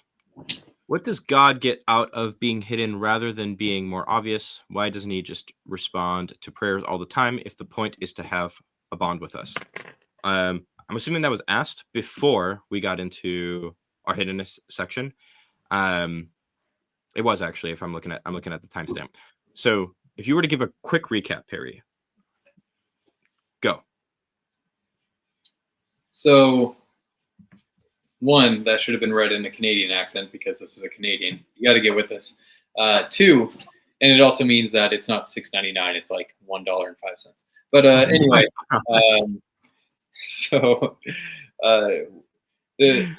so my official stance is the skeptical theist stance, where I'm just trying to where I argue that I'm not trying to identify a reason of God. I'm saying that we can't ascribe probability to there being non-resistant atheists given theism. So that's my official stance. But then in this paper, I'm playing around with the responsibility argument. And the responsibility argument and what I add on to it is going to say that one reason that God allows at least some non-resistant atheism, and note here, I'm intentionally being very explicit in that and qualifying it because it's really dubious to think that there's only one reason that explains all hiddenness, or that there's only, and even we're thinking about the problem of evil, it's really dubious to think there's only one reason that explains all suffering. So the responsibility argument is just supposed to show one reason why God allows some instances of non-resistant atheism. And the thought there is that God wants to give us this kind of important responsibility to have. And what's that important responsibility? Well, it's helping others come to know God. Think about like if you're responsible for reuniting a father with a lost child or a mother with a lost child or something like that. That's a really good thing that you were responsible for, bringing them back together. And so the thought is that when theists are able to do this, that's also a very good thing. It's probably even better because it involves helping people come to know God. So you're starting to sound like you're giving my theodicy a little bit. This is on the assumption of the and then what I add on to that is that there's going to be is that if theism is true and the responsibility argument is assumed is correct, then we should expect there to be instances of pointless atheism where you have non-resistant atheists, and that lack of belief doesn't lead to any greater good or prevent any worse evil. So I guess that's a long-winded explanation of that. Your second question, though, is different. It says, why doesn't he just respond to prayers all the time if the point is to bond with us? So that's the problem of petitionary prayer. There's a lot of interesting work on this. You can see like Scott Davison's book on this. Well, he's got a couple books on it. But why doesn't God respond to all prayers? I mean, every skeptical theism is relevant to so many things. So that is going to be part of what I think is relevant to that. But also, like, imagine he did. Let's play with this responsibility argument some more. If we are actually responsible for, suppose that not only are God wants us to be responsible for helping others come to know him, but he also wants us to be responsible for helping one another, helping alleviate suffering, helping do good in the world. if God was just responding to all of our prayers in an affirmative way all the time, that would alleviate any responsibility. I see something bad, I just say some prayer, it's over. Yeah. And that would, one, if that were actually happening, nobody would do anything ever. And Yes. it would diminish the amount of responsibility humans have for each other immensely. This is also like closely related to the problem of like unanswered prayers for even like healing of sicknesses and stuff like that. Because like this is also an objection you'll get to miracle cases. And one of my responses to this is also the fact that like if you could reliably every single time pray for some sort of outcome and without fail test and predict for the prayer and get the outcome, it sounds to me like that sounds much more in line with some sort of like naturalistic, non-theistic, unknown law than some sort of agent at the end of the day. It is compatible with an agent, but it would just like be a weird world, and I think it'd be a worse world in important aspects. And I think an even better way to put it would be like there's pretty strong there. We can at least see that there is some reason for God not to do that, in that it greatly diminishes the responsibility of humans in this world. Correct. I don't know what the whole story is for unanswered prayer, but I do know that it'd be a pretty weird place. Yeah. The whole story is the cosmic story, theodicy. That's your theodicy, the cosmic story. Yeah, I call it the cosmic story, theodicy. I don't know about that name. Well, if you think of a better name, let me know. Let us move on. Well, you actually haven't even heard my full theodicy. We'll talk more. All right, Brett, thank you. You both look like geeks. Where do you see that thing? It says like OBJ or something in brackets. Maybe he's calling us objects. Where is IP? Again, I met Mike is in Florida for a conference. I am running the streams. If you don't know who I am, my name's Than. Mike has recently brought me on to be his partner in crime. So you're stuck with me right now. Sign up for OnlyFans. We have great content there. You got a lot of Canadian fans here. I don't really know. I don't know what's going on. Mike always makes fun of me because I'm from Wisconsin, so he calls me like Diet Canada a lot and stuff like that. Myth for Jesus, solo leveling is peak. True. You hear that? You heard that first here, Perry. Is that the anime thing? Yeah. I don't know what CRC is. Do you know what that is, Perry? Christian Reformed Church. What? Christian Reformed Church? No, for the unit of monetary value. Yeah, they have their own money. I feel like that's a joke, and it's just going over my head. Anyway, if God is justified in allowing evil, why aren't humans? If I know God is justified in sending a plague, why should I seek to cure it? Right. Well, humans are justified in allowing evil. For example, Than is justified in allowing his daughter to be sleep trained and undergo pretty significant suffering. I don't have daughters, sons. Son. Sorry, I all have boys, man.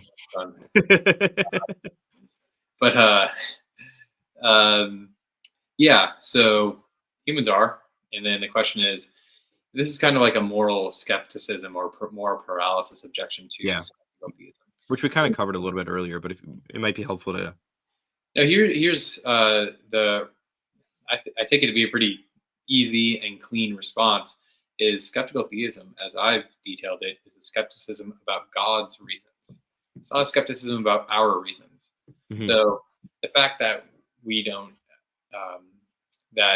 know how likely it is, or that God is justified in allowing some instance of evil, doesn't mean that that we are skeptical about you and I and our reasons. That just doesn't follow. So skepticism about God's reasons doesn't entail skepticism about human reasons. And they're going to differ again because there are agent-centered reasons, and they are different. Yes, humans and God, and I don't think that's controversial at all. Yeah, and you don't even have to like this type of symmetry breaker, whatever you want to call it, is also just going to be found in the human species as well. Like there's going to be things that certain people are justified in doing or permitting that other people are not justified in doing and permitting. For example, like if you're somebody that's an innocent bystander in a public shooting you're justified in not doing anything but running away from that situation. But a police officer is not justified in doing anything other than going in to eliminate the threat and stop the threat and stopping somebody from shooting other people. So what your obligations are and what the justifications are for what you do and don't do are going to be a little bit context dependent. That's not a moral relativism. That's just having nuance in your meta ethics, in your normative ethics. It's not even nuance. That's just obvious things that objectivity that doesn't entail that context doesn't matter. Context matters. Yeah. There's nothing relativist about that. Yeah, exactly. There's tons of examples, but we'll move forward. Libby McCarthy, thank you. Thoughts on John Eldridge on Matt Fradd? He's on the opposite side of the Christian spectrum, but beautifully explains the inner life. I have not watched this, so I don't have an answer. Opposite side of the Christian spectrum. Who's Matt? Is Matt Fradd a Catholic Australian guy? He's a Catholic. Is he Australian? I have no clue. Maybe I'm off. I thought there was an Australian Catholic Matt.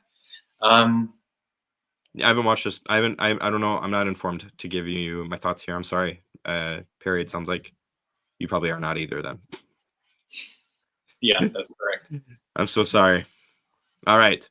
VT Creative, one more time. I love you guys. Praise God. Praise God. Is that directed at me? Both of us, yeah. Okay. And probably Mike, even though he's not here. R.I.P. Okay. Then why does God answer so many prayers? Why does God answer so many prayers and show up so much with the early Christians, but seemingly stops? Did this impact their responsibility for others? Yeah, for me, I just think that question's built upon a false premise. I think what tends to happen is we read into the New Testament an abundance of miracles and God showing up and all these other things. When in reality, I just think that we're seeing the highlighted events. But if you're going to take a large continuity of the claims and what's happening in the New Testament, it's over the course of a bunch of years and over a large geography and all this other stuff. And I'm not really sure why we have this idea that God has stopped today. We have tons of people all over the world talking about Jesus appearing to them, Jesus answering their prayers, miracles happening, and all these other things. And so the assumption in the question is something that I think I would reject. Perry, do you got anything? Yeah. So the kind of responsibility diminishment that we were talking about earlier was answering every. So was if God answered if we could pray for anything, God would do it, provided it's morally permissible. That was the kind of responsibility diminishing answer to petitionary prayer that we were talking about. Mm-hmm. But I don't think that's happening in the Gospels or in Acts or in the New Testament. I don't think that you're getting that kind of answer to each and every prayer all the time, every day for everything. Yeah. So you might argue, when we're talking about human responsibility, we're talking about the responsibility generally about humanity. But so maybe you're thinking Paul did a lot of miracles or something like that. And Paul's responsibility was diminished because of that.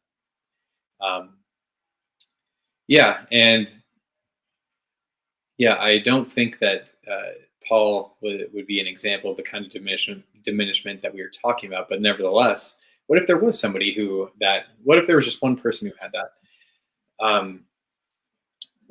Humanity's responsibility wouldn't be diminished, but theirs is kind of in some degree. But I don't think that followed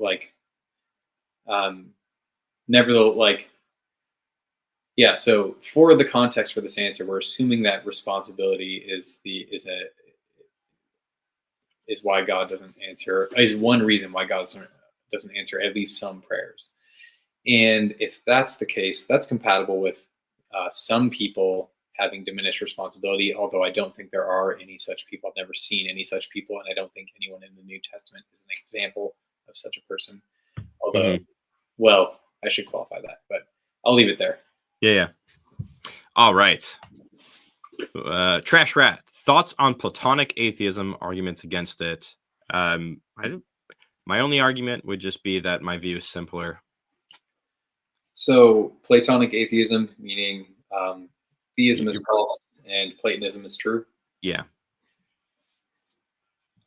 Yeah, so I mean, any argument that you think is good. So if you think like the psychophysical harmony argument, or the argument from conscious agency, or the argument from moral knowledge are strong, that's all going to be evidence for theism over Platonic atheism. Platonism wouldn't help with that at all, because Platonism wouldn't bias humanity towards being this way. So I think if you endorse any theistic argument, it's going to be an argument against Platonic atheism. Although I doubt they were thinking this, but you might be able to push it farther with like an axarchistic account of atheism. Yeah, like an axiarchist, Platonic atheist. But again, I would just say my view is simpler at the end of the day, and I can explain more data with it. Well, that's what I'm saying. Like, I would say you'd have a better shot at saying it explains more of the data, but simpler would be simpler. I don't know if we went on simplicity, but I do. But I agree with Swinburne's method on simplicity. Yeah, but I'm not sure that. So, like Platonic atheism is just going to be there's a bunch of abstract objects that exist. What would the hypothesis be? Are they all brute facts? Like, are the Platonic entities? Do they have arbitrary limits? Like, yeah, I don't see how it would be a hypothesis that would explain the data. So I'm not sure it's a candidate for even comparing in terms of simplicity. I'd have to see it spelled out. Yeah. Well, I guess it is spelled out there, but I mean the hypothesis. We need more. Yeah. I see it spelled out as Platonic. Gotcha. All right, got 2 more super chats here. Ryokin, thank you. Discord server when? Right now my priority list is website stuff, which by the way, again, I just finished rebuilding the Inspiring Philosophy website, which is why if you go to inspiringphilosophy.com, it's not working right now. So again, if you want to donate, the donation link is pinned in the top of the live stream chat. So once website stuff is done and some of the other things that I'm working on the high priority list are finished, I will start making more time for the Discord server. Let us know in comments and in the stream and all that stuff. Just keep bothering us about what you want that Discord server to be for. I know you guys want a space in that Discord server for gaming, and it's okay. I will play Minecraft with you guys and stuff like that. But let us know what else you want there too. So that way, when I start building it, I know kind of around about how to structure everything. So let the record show that Mike gave you this great responsibility of repairing the website, and you failed, but it was nevertheless good for you to have the responsibility, and it would have diminished. Wait. I didn't fail. The website looks really good. It's just because it's in the process of switching from one host to another, it takes about 24 hours. So right now it's just broken because not from any fault of my own, just a necessary aspect of the process. That sounds like what somebody who failed would say. I'll let everybody else be the judge. We'll see in 24 hours. Yes. How do you then account for people seeing Buddha? Is it more probable that it's an evil power at work or just a natural human phenomena? Okay, long story short, I have a stringent set of criteria for assessing religious experiences and miracle claims, and you filter it through these criteria, and then you also would take into account your background knowledge as you look at this new evidence and this new data, et cetera, et cetera, et cetera. So my official position is that it either is the case that these are, if you know about the divine council view and all that stuff, that these are probably just some sort of rebelling Elohim that are revealing themselves to people, and people are actually interacting with some sort of entity, or it's just the case that this is just some sort of psychosomatic or psychological phenomena. You can't really just add broad strokes to any individual thing, though. You're going to have to take things on a case-by-case basis. That's the long answer short. Perry, you're thinking? Yeah, I don't know. Why? So let's see. I haven't thought a whole lot about this kind of stuff, but what's wrong with just thinking that somebody is misunderstanding what they see? Yeah, that's another thing. So we for any and if you want more on this stuff, you guys, by the way, like, again, once I'm in a spot, once Sparring Philosophy is in a spot where I can actually keep doing everything that I'm doing here full time, one of the first things I'm doing is actually going to make a series on the epistemology of testimonies and miracles, and then going into a series then of talking about like modern day miracles, showing why some non-Christian ones probably aren't authentic and what the explanations are and all that stuff. So that's related to this question as well. Let's get a spoiler here. Is your claim that, let's say that a vision is legitimate if something actually did appear to the people and it wasn't a natural phenomena? I don't know how to define natural versus supernatural, but let's just go. I deny the distinction in the first place. That's fine. Let's just for this. So is the claim going to be that all of them are delusions, none of them are mistaken or authentic, but there was some other thing going on? Or are you going to allow that some are authentic, but yeah, what's the conclusion? Yeah, so they're either going to fall in the category of some sort of delusion, some sort of lying, some sort of mistaken, or some sort of other entity that they're actually really interacting with, but they're not representative of like who the one true God is, because the Bible talks about other entities that exist. So you are not saying that none of them are authentic. You were saying some of them might be, but you're offering a different interpretation of what is going on. Correct. Okay. All right. Thoughts on imposter Sister Lucia? I don't know who that is. Do you? No, but I'm very curious. Anytime I hear the word imposter, I think about Among Us. Let's see. Oh, the prophecies of Fatima. Oh, yeah, I have to look into this. I haven't looked into it enough to. I haven't looked into it to give you an answer, unfortunately. If God's real and wants all saved, why these deconverted atheists who were begging for faith, and yet the Good Shepherd threw them to the wolves? Wild man Chris. Yeah. I'm just begging for faith. Yeah, so here's the thing, man. Again, case-by-case basis. I know tons of deconverted atheists who left the faith because they were very angry and admit by their own that they left the faith and they just couldn't stand what the church stood for and all this other stuff. Then there's other atheists out there that I've talked to that just can't bring themselves to believe or whatever's going on. None of that is contradictory, though, with the idea that God loves all and wants all to be saved, because God's desire for all to be saved is not the only desire that he has. To borrow from Perry, we don't know all of God's desires, and so we can't truly know whether or not these are going to be evidence against God's existence or not. Yeah, so the question is, why are there people? Wait, I think they meant deconverted theists, right? Deconverted atheists who are people who left the faith and are begging for faith, and yet the Good Shepherd God threw them into the wolves. Yeah, so deconverted theists. Yes. I think. Yeah. So yeah, why do people do that?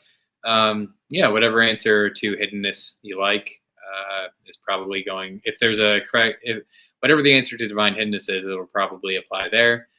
Yep. Skeptical theism is going to apply there. You also might. Yeah, let's see. Well, yeah, I'll leave it at that. Yeah.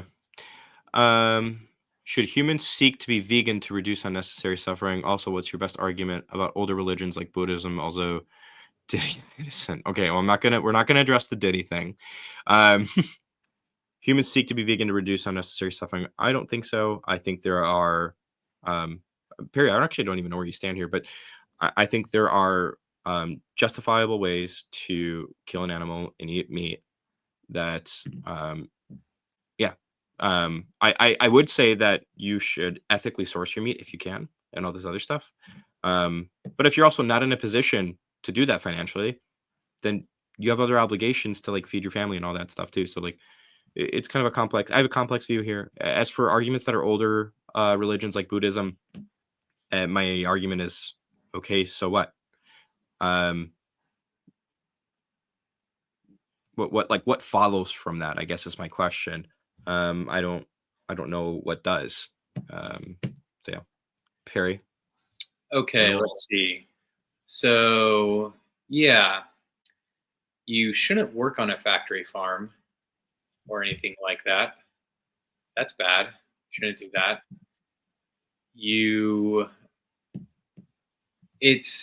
So there are these papers that argue fairly persuasively that a single person refraining from eating meat from factory farms isn't going to result in the suffering of any less animals, and that's due to such a large demand, and one person dropping out doesn't matter.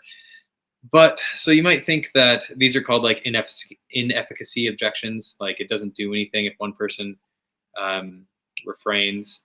So I don't know, I'm a bit torn on this, because on the one hand, suppose that, because I think that's right, that one person, maybe even one family, wouldn't make any difference or reduce any suffering. Nevertheless, it would seem to be something not virtuous to continue to consume factory farm meat, just even though it's you aren't actually causing more suffering. So it seems like there'd be something wrong or bad about that. But there's also this slick argument by, I forget his name, but the paper's called The Diner's Defense. I forget who the philosopher is, but it's a pretty clever argument showing that for certain animals that have lives worth living, that it's wrong for the farmers, but nevertheless, the consumer is justified. And he argues that this is the case for cows. Not chickens or anything like that, but cows typically are going to have a life worth living or over the threshold. It's a very clever paper. I thought it was pretty persuasive.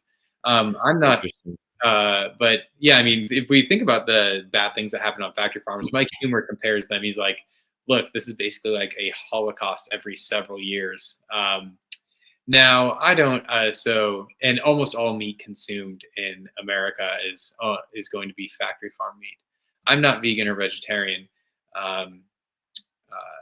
but I find the arguments powerful, but I also find the inefficacy objection pretty good.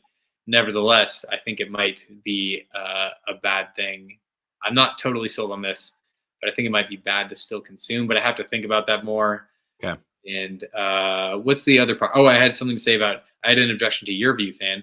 You were going to say, look, if you have a family, you got to feed them, you got to get them meat. And I was going to say, well, I mean, if you don't have a lot of money, you got to do that. And I was going to say, I don't know, fruits and veggies are way cheaper than meat, and they're better for your family. Yeah, but here's the other thing. I have an ethical obligation to raise a strong army of young men and bodybuilders. That's all right. We are. Okay, go ahead. I think I've made my view. My view is factory farms are bad. Nevertheless, refraining from eating meat doesn't prevent any suffering. So at the very least, you shouldn't work at a factory farm. And then also, there does seem to be something not virtuous about consuming the meat, even though it's still wrong. So I mean, think about if you knew that if we had like a Holocaust going on right now, and like all the pants in America were made by in concentration camps, and you might say like, look, if I stop buying these pants, they're still going to be made in concentration camps. There's not going to be any less person making the pants. So there's nothing wrong with me. That seems kind of right, but it also seems kind of wrong to still like buy the pants made in concentration camp. So I don't know. I don't know. It's tough. There's a lot to this. But we are getting to be way over time here. So we're gonna power through the rest of these super chats.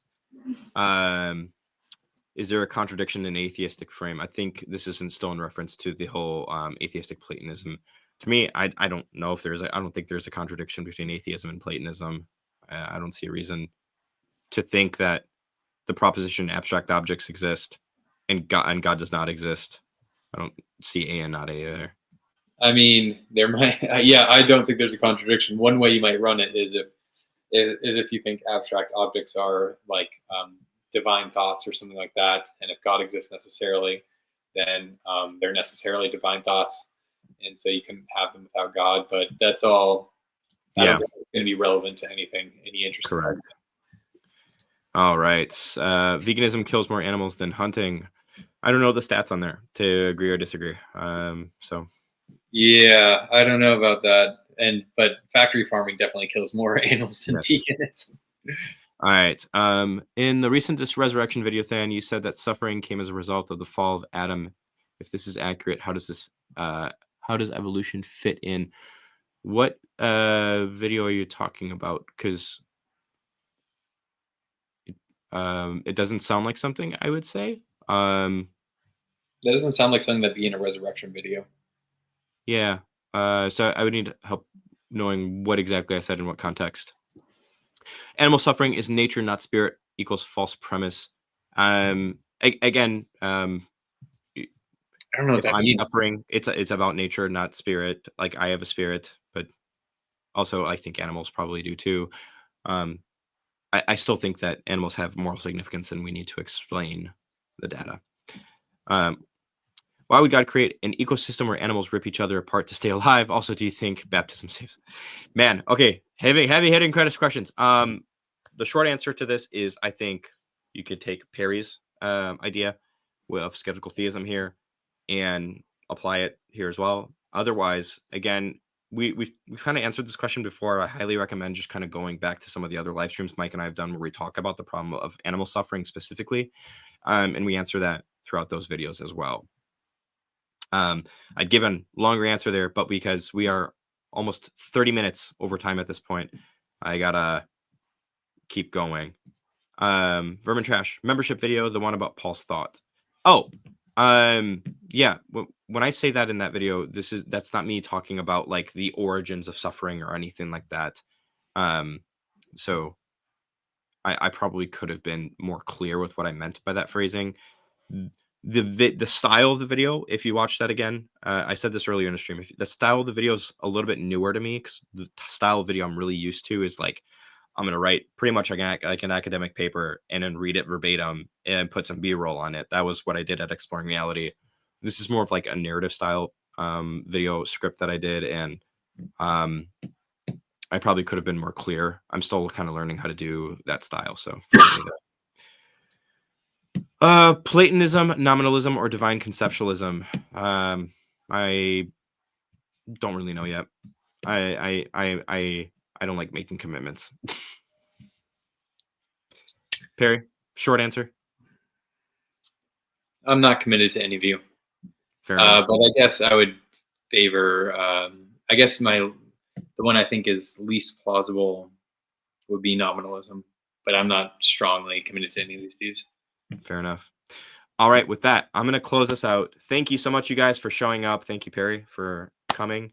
As a reminder, you guys, Mike is gone. Wednesday we'll be live again. I'm going to have Dr. Ryan Mullins with me.